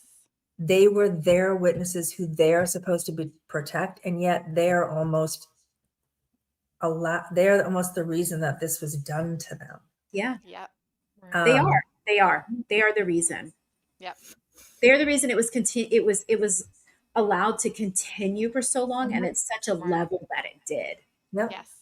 Yes. I mean, not only did the two best forensic digital analysts in the world testify about 227, now the federal government also says it didn't happen, which we all know it didn't. Richard Green didn't come back. They had no one in the second trial. They never brought it up again. Yeah. But I mean, the federal government knew this and didn't come out and help this woman who was every single day being absolutely destroyed and just attacked and abused. And then we got more information from the federal government at Marie Russell's Daubert hearing in January of 2025. And we got that from Hank. Okay. Did you know that the U.S. Attorney's Office employed a deputy medical examiner to look at these bites? And then he had commented that the wounds at 2 to 3 millimeters up to 7 centimeters were documented on Mr. O'Keefe's right arm, and the injuries do not photographically appear to be nor are described as puncture bite wounds, and thus are highly unlikely to be the result of an animal bite attack. Did you get that expert opinion from the United States Attorney's Office when they investigated this case to consider as part of peer review? Objection, Your Honor. No, I did not get that, but. Did you say you did get that? No, I did not get that. However, I have a comment about it. Okay. Did you know that the U.S. Attorney's Office? Yeah, sorry. Okay. Sorry, it was repeating. That's okay. It's just unreal.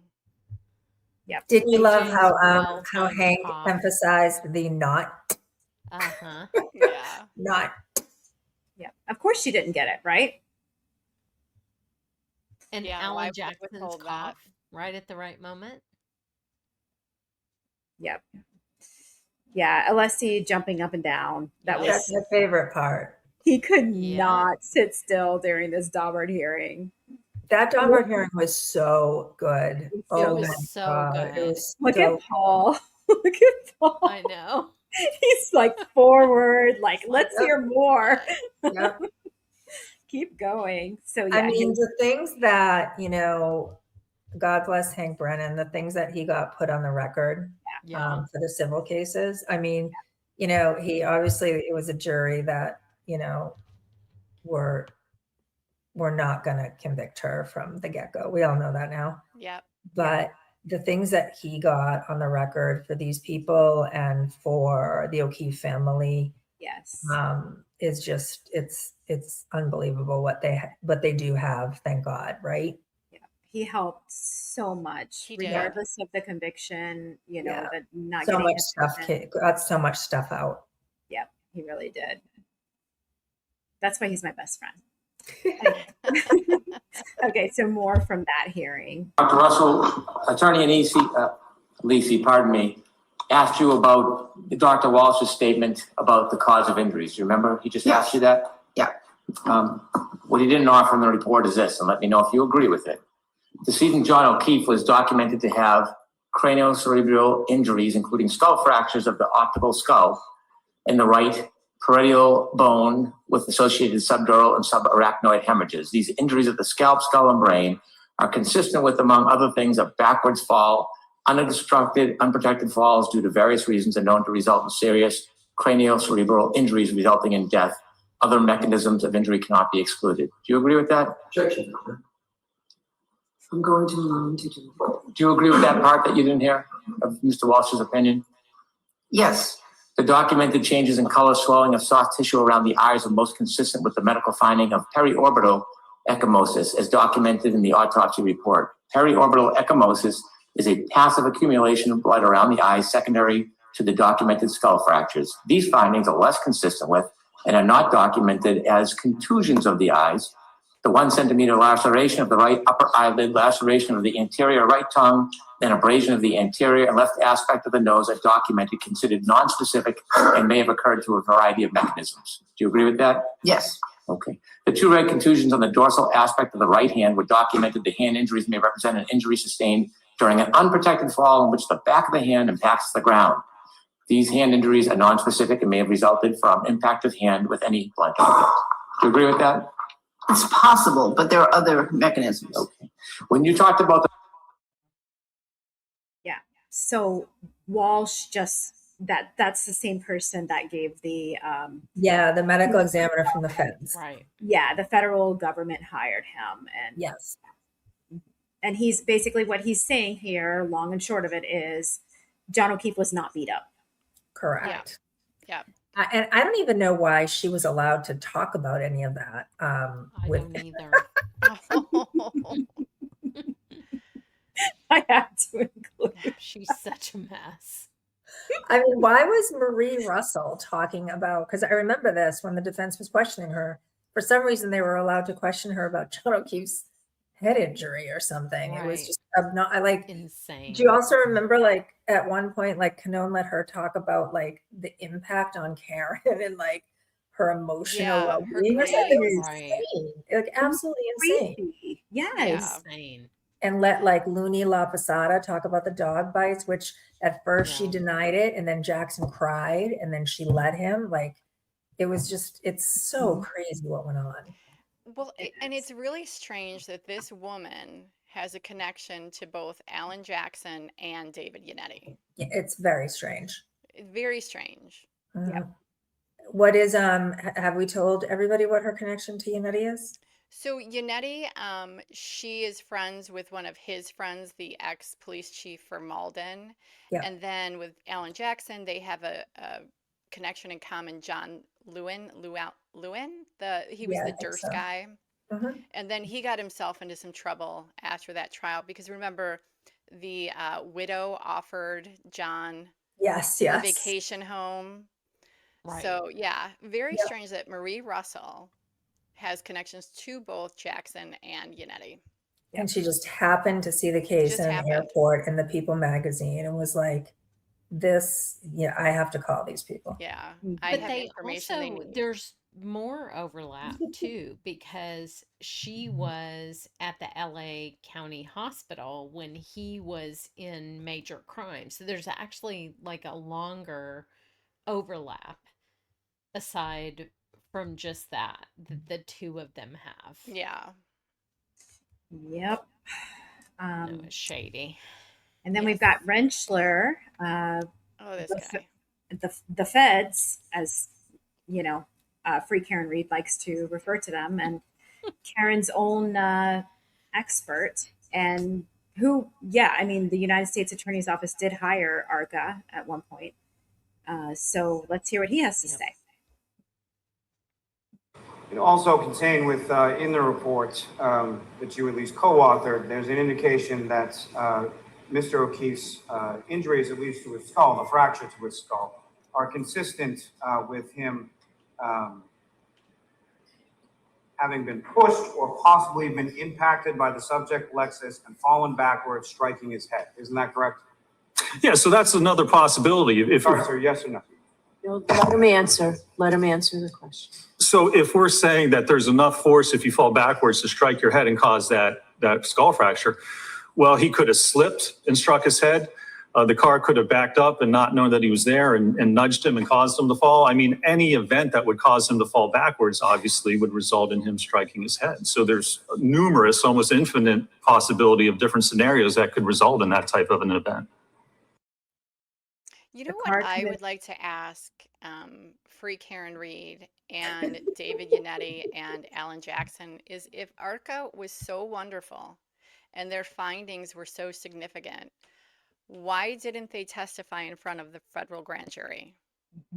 Explain it. Yep. Yeah, that's a great question. And you notice he used the word if the car could have nudged. Yes. That's no different than her saying she could have clipped him. Yeah. It's just different verbiage there, but it basically the same thing. Yep. Do you remember in the second trial when on his first day of testimony in a murder trial, he wished his son a happy birthday? Yeah. Yes. Like he was on God. Big Brother. Have you ever? Have you Never. ever? Unreal. And imagine if that was any other trial, what people would have said about it. Or what if Jen McCabe was like, Happy birthday. Happy birthday to Yeah. my You not just never, children. ever. I mean, the things that, oh my God. It's disgusting. It was a clown show. It was an absolute three-ring circus clown show. Yep. Yep. This was from a filing, just more on Rentschler saying that if there's a sideswipe impact, there's going to be very little damage to the pedestrian. And he says sideswipe by its very nature involves minimal impact, minimal forces, minimal velocity. And then the bottom, I liked that because it just says that, ARCA, they didn't even take into consideration that John's DNA was on the taillight casing of the Lexus. Like when they were coming to all of their conclusions, that was something they didn't take into consideration. So, or also like his clothing, that taillight was found in his clothing, the TechStream data, blah, blah, blah. So. Yep. And then we've got their testee, ARCA's testee. This was another moment where I was like, it's over. Yeah. Yes. There were so many moments like that. Yeah. I mean, this was her own expert. Right. I wonder what Deitch was saying about this when he was watching it.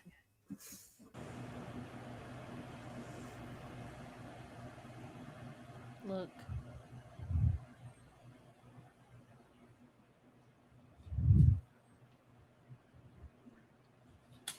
The twist, everything, right? I mean, it's exactly what shoe. happened. Yeah. The shoe, I know, all watch of his it. feet. Yeah.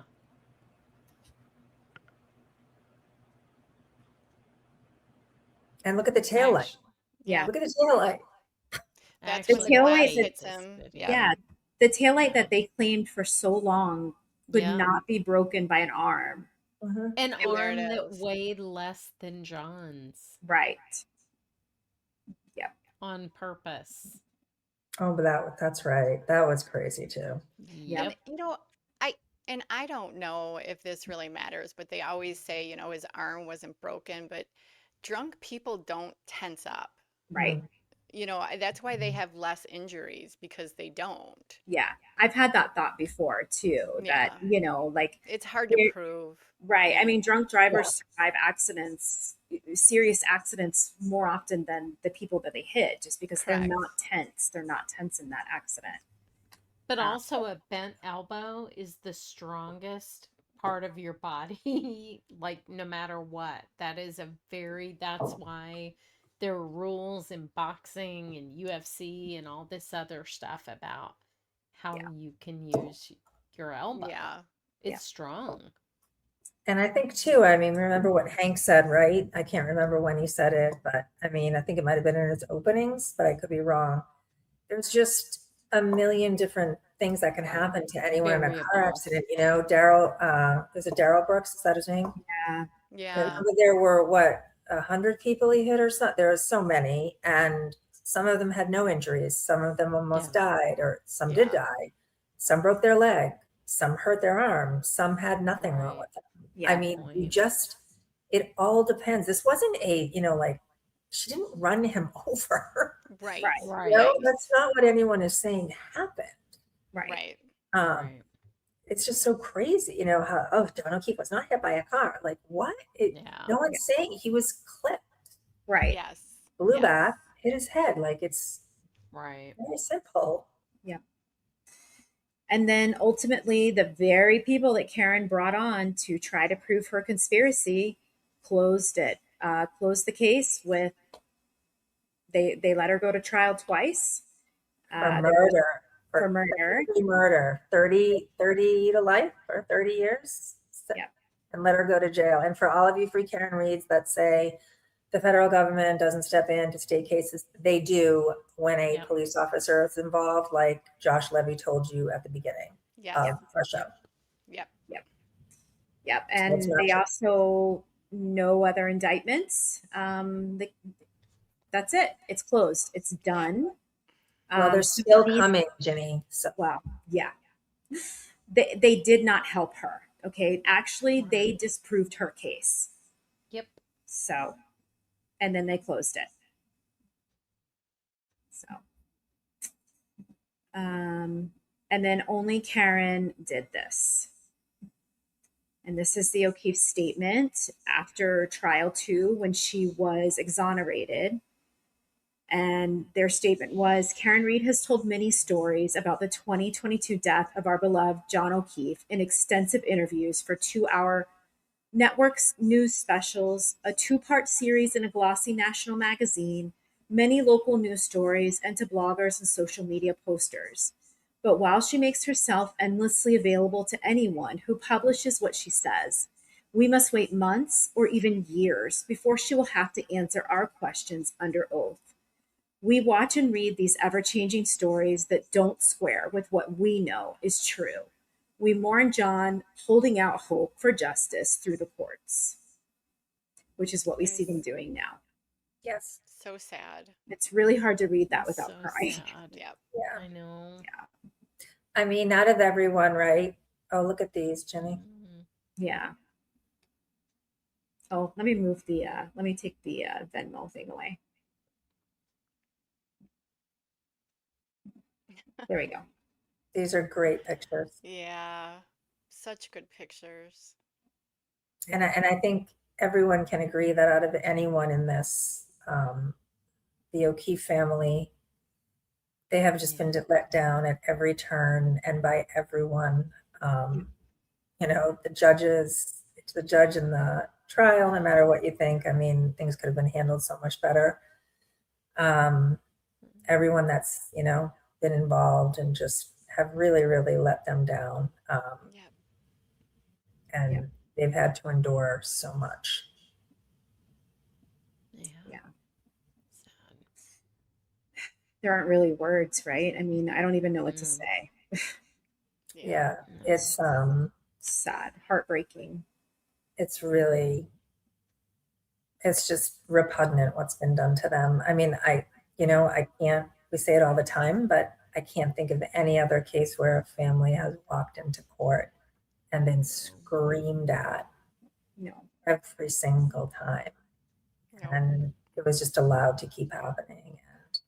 And have their own state. I mean, their own United States Attorney's Office. Yeah. They destroyed that family, destroyed the witnesses at the cost of his life. I mean, Right. Yep. And just, thank God for Gretchen Voss, right? Yes. Somebody's finally telling the story for him and showing all of the dirty deeds that were done behind the scenes that prevented this man and his family from getting justice. Yeah. Yep. Well, I think we finally got through it. I'm pretty sure we showed y'all that, there's a civil case, right now going on, and they're going to decide whether or not Karen Reed is responsible for the death of John O'Keefe. I think we made a pretty good case. Yeah. I think so. Gee, those slides were amazing. Amazing. Thank you, Amazing. Ginny. Amazing. Yep. So we will see how it plays out, I guess. I mean, so far, things have not been going great for Karen. She hasn't been able to play her same games. No. So. Right. And I think the last thing that just happened was with the witnesses defamation case. She announced her intention to appeal the anti-SLAPP decision. Is that right? Yes. Yeah. Okay. Yeah. So yeah, I mean, I would love to know who's paying for all this because Yeah. there's no way she's paying all these attorneys. Not her. No. There's no way. So Nope. Yeah. delay. Yeah, and if she was paying, she would not be stalling the way that she is with everything. No. Nope. Yeah. And I mean, the anti-SLAPP decision is not going to change, and I'm sure her attorney. No. No, it's just another delay tactic. I mean, she has not a chance in hell. No. Nope. Yeah. So, all right, guys. Guys, thanks for sticking with us. Yes, thank you. I'm so happy we got through it. We had power flickering and everything, and we still made it. I know. Yep. Thank you. All right, guys. See you guys Have a later. good night. Good Okay, night. Bye.